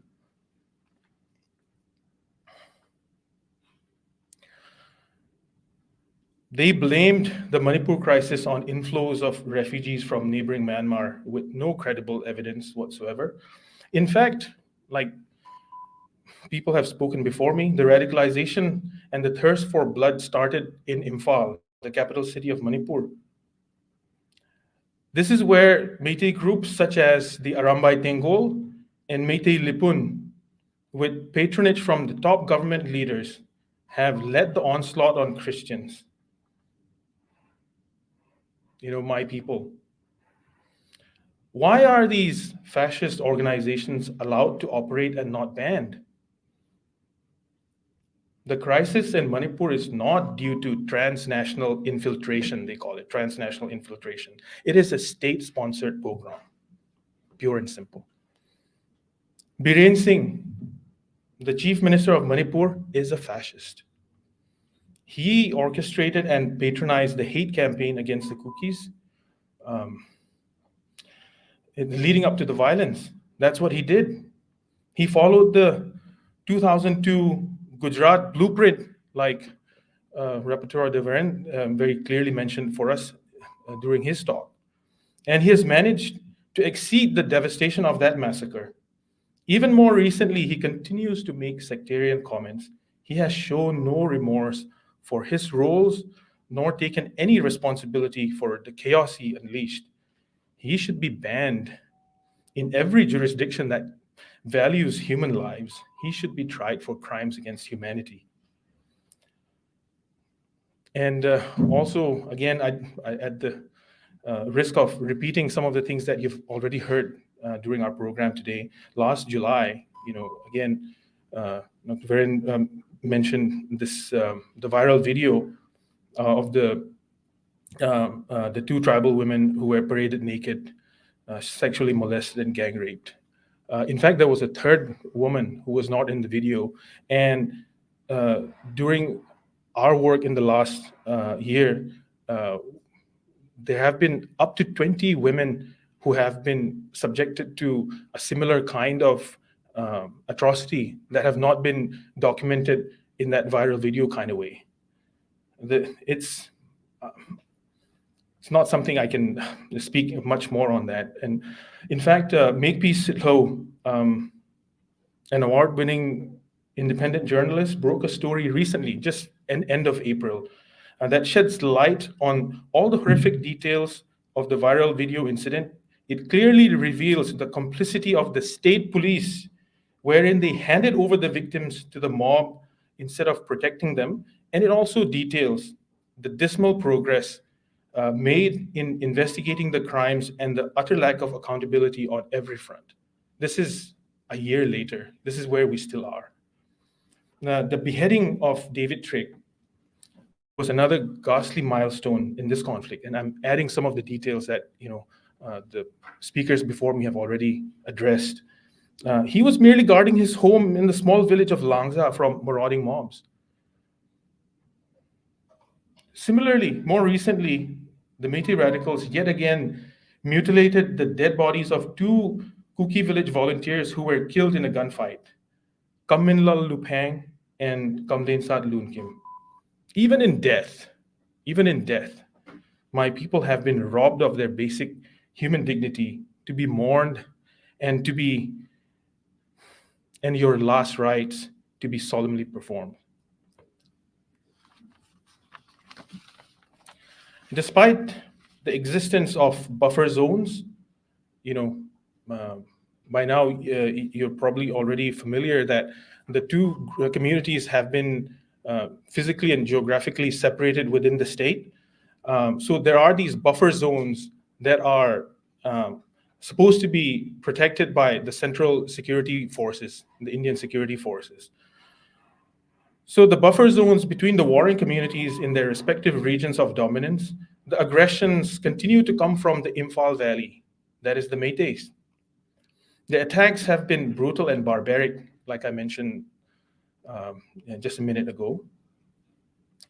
And most of the times they're even led by some of the state police forces, these so-called commandos and different, state forces. Indian central security forces have also failed to protect and maintain a safe separation of the two communities due to an inherent governance bias.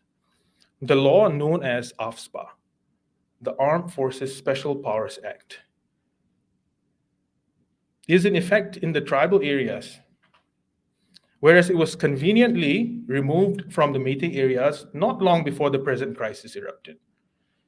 Those who have followed the atrocities in Kashmir will be no stranger to this draconian law and its severe ramifications that has drawn worldwide condemnation for widespread human rights violations. So even as India boasts of being the world's largest democracy, and if people are not aware, the elections are still ongoing, the parliamentary elections are still ongoing, it has fallen way short of its democratic promises enshrined in its own constitution. Under Prime Minister Modi's leadership and his party, the BJP, India has turned into an electoral autocracy. Voices of a tiny minority community like ours continue to be silenced. In the 2023 monsoon session of Parliament, Puvanlal Vena's microphone was switched off when he spoke about the Manipur issue. He's a member of Parliament from the neighboring state of Mizoram, with whom we share a common kinship. Where should we speak when our representatives get silenced on the floor of the Parliament itself? Where do we speak? As a sign of the growing discontentment and expression of grievances, several groups boycotted the 2024 parliamentary elections in India, including the Young Kuki and the global Kuki-Zomi-Hmar women community. In their letter to the Election Commission of India, the women's group noted 8 specific points, for the reasons for their boycott. And I won't necessarily go through all the points, but I just wanted to highlight one specific point where they cited the discrimination and disenfranchisement of the internally displaced people outside the state of Manipur. So please keep those points in mind, when you think about the Indian democracy. Far from being the mother of democracy, like Prime Minister Modi likes to call it, India's elections have been tainted with systemic failures, booth capturing, and other rampant irregularities. For having the courage and audacity to speak about the plight of our people and their human rights violations, we have been attacked, like Florence mentioned in her opening remarks, viciously on the mainstream Indian media and social media platforms. Our Twitter accounts or X accounts are withheld or banned in India. In fact, in my personal case, an MLA, a member of the Legislative Assembly in Manipur, R.K. Imosing, called for an investigation against me. And these, when you add all these instances together, these are clear cases of transnational repression that I think most people in this room are probably more familiar with that than I myself am. The US authorities must take very seriously. This is to protect our First Amendment rights, the freedom of speech and expression. It's quite clear and simple. Our people in India are scared. On the one hand, they are hounded by the Métis radicals, threatening their very existence. And on the other hand, they face intimidation from the very authorities they seek protection from.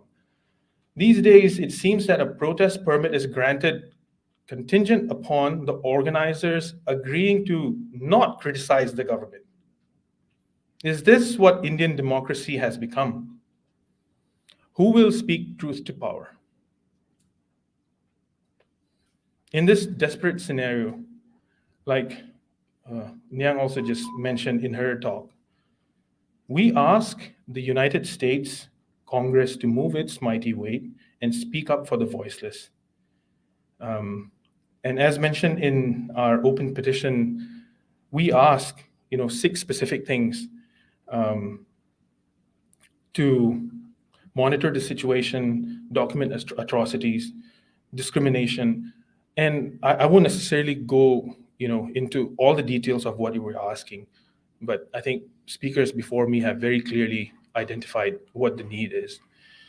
And I don't know what else I can add at this stage. I just want to conclude. I would like to thank all the speakers before me and everyone who took time to come here and listen to what we had to say. I'm so appreciative of your presence here, and we need to stand up for human rights and religious freedom. We need each and every one of you to stand with us. Please don't let our little community become the forgotten casualties in a rapidly deteriorating situation. Thank you so much.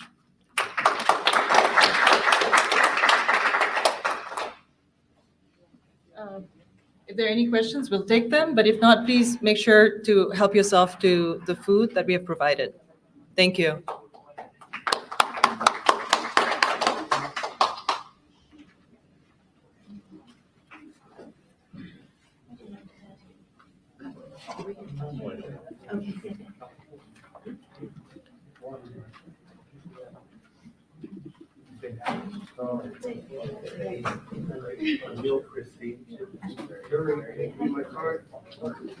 The organization is. I was hearing like every blue moon, every intermittent timing, this this little beep beep, and I didn't know. Is it possible this computer was making a little noise that this would have picked up? I'm not sure. It almost Maybe, sounded right? like if you're looking on a radar screen and it goes around, Mhm. like one of those kind of tones, but just like 2 beeps at the same, real quick. And then Oh, really? Yeah, it was very random. How awful. And I didn't know if it had anything to do with like the live stream or not. Yeah. And I don't even know if it recorded. It might be some kind of like not warning, but I've never heard it. I don't think it's from my camera. Hi, you want to speak? Yeah, go ahead and speak. Pastor Prem, you want to take pictures? Or you can even say something. You Say can speak something. Do you want me to record? Pastor Prem went to Manipur, so he will share in a minute his visit. Yeah, just say. People are chatting. Yeah, while we're eating, we'd like Pastor Prem to come and talk about his experience of going to Manipur. So I could record it if everyone quiets down. Yeah, if you're not, it's fine. It's not- Yes, welcome, Pastor Prem. Hold on, give me a sec. I'll roll on it, and maybe people will quiet down.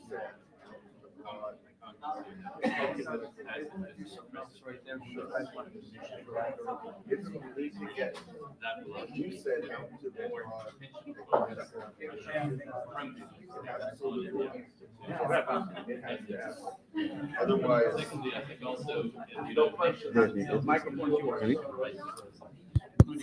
Check. Hello, everyone. My name is Pastor Prem Kankar from Edison, New Jersey. So, by the way, I went to Manipur in October of last year. I know May 3rd of last year, the violence occurred, and this is the anniversary, which is not a good anniversary, it's a bad anniversary. But, Manipur is a very, very beautiful state. If you haven't been there, I strongly recommend maybe next year, hopefully in the future, in a new cookie state. Amen. So I've been praying every Sunday. We have been praying on our knees, and I am a Hindu convert. So Hindus are not bad until the leaders who are very demonic leaders influence the innocent Hindus to attack Christians. One of the reason why I felt like why they're trying to kill and destroy the Christian cookies is because of jealousy, I believe. Because in Egypt, back in the Bible, when the Jews are flourishing, so they want to attack. And during in Germany, during the Hitler time, Jews are flourished. Hitler and Nazis, they want to destroy. So Christian cookies are being flourished. That's why they want to destroy.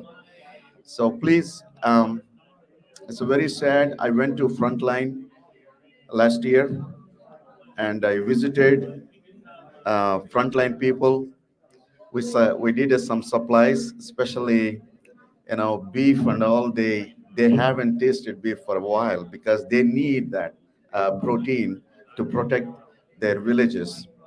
And as uh, Madam Chair Florence mentioned, and chiefs, I came to know the chiefs. I met some chiefs. So my the burden started more. So I thought of going over there. I took some risk because I carried some American flags and some few things to Chachanpur. By God's grace, the Métis police did not catch me. On return, I was carrying a cookie, blankets and all as a memory. Um I went through, I think, a 7 or 10 checkposts. Every quarter mile, they have been checking me, checking on us. We got scared, but we have been praying in the car. So none of them caught us. We praise God for that. We we carried some beautiful memories of blankets and cookie-related stuff so that we can give it to our leaders. So please pray. We stand. We support. By God's grace, we raise some funds to send to cookies, my cookie brothers and sisters. So we are not stopping here. We are going to continue to support uh, through prayer support, of course. And as a Christian, faith requires action. Without action, there's no faith.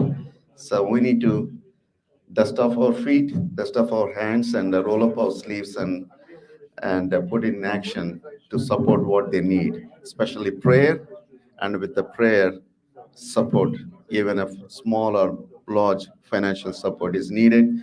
And this is election time, and Modi is a wickedly handsome, very strategic person. They want to systematically eradicate cookies and Christians and lodge.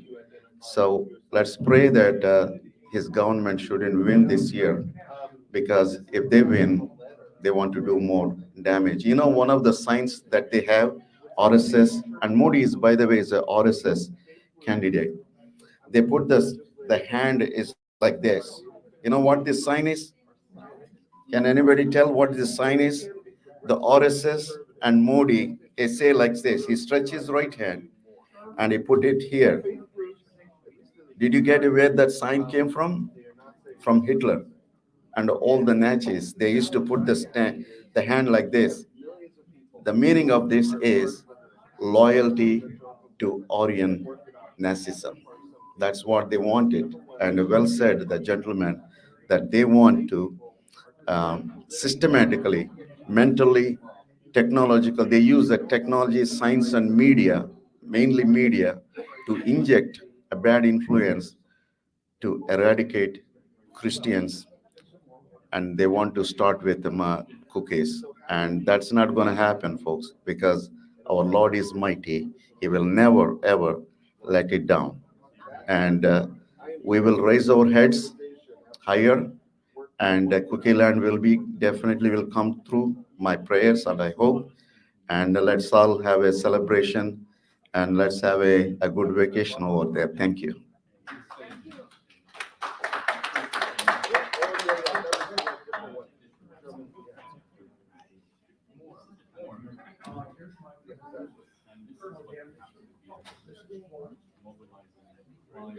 We have more food, guys. Go pick some.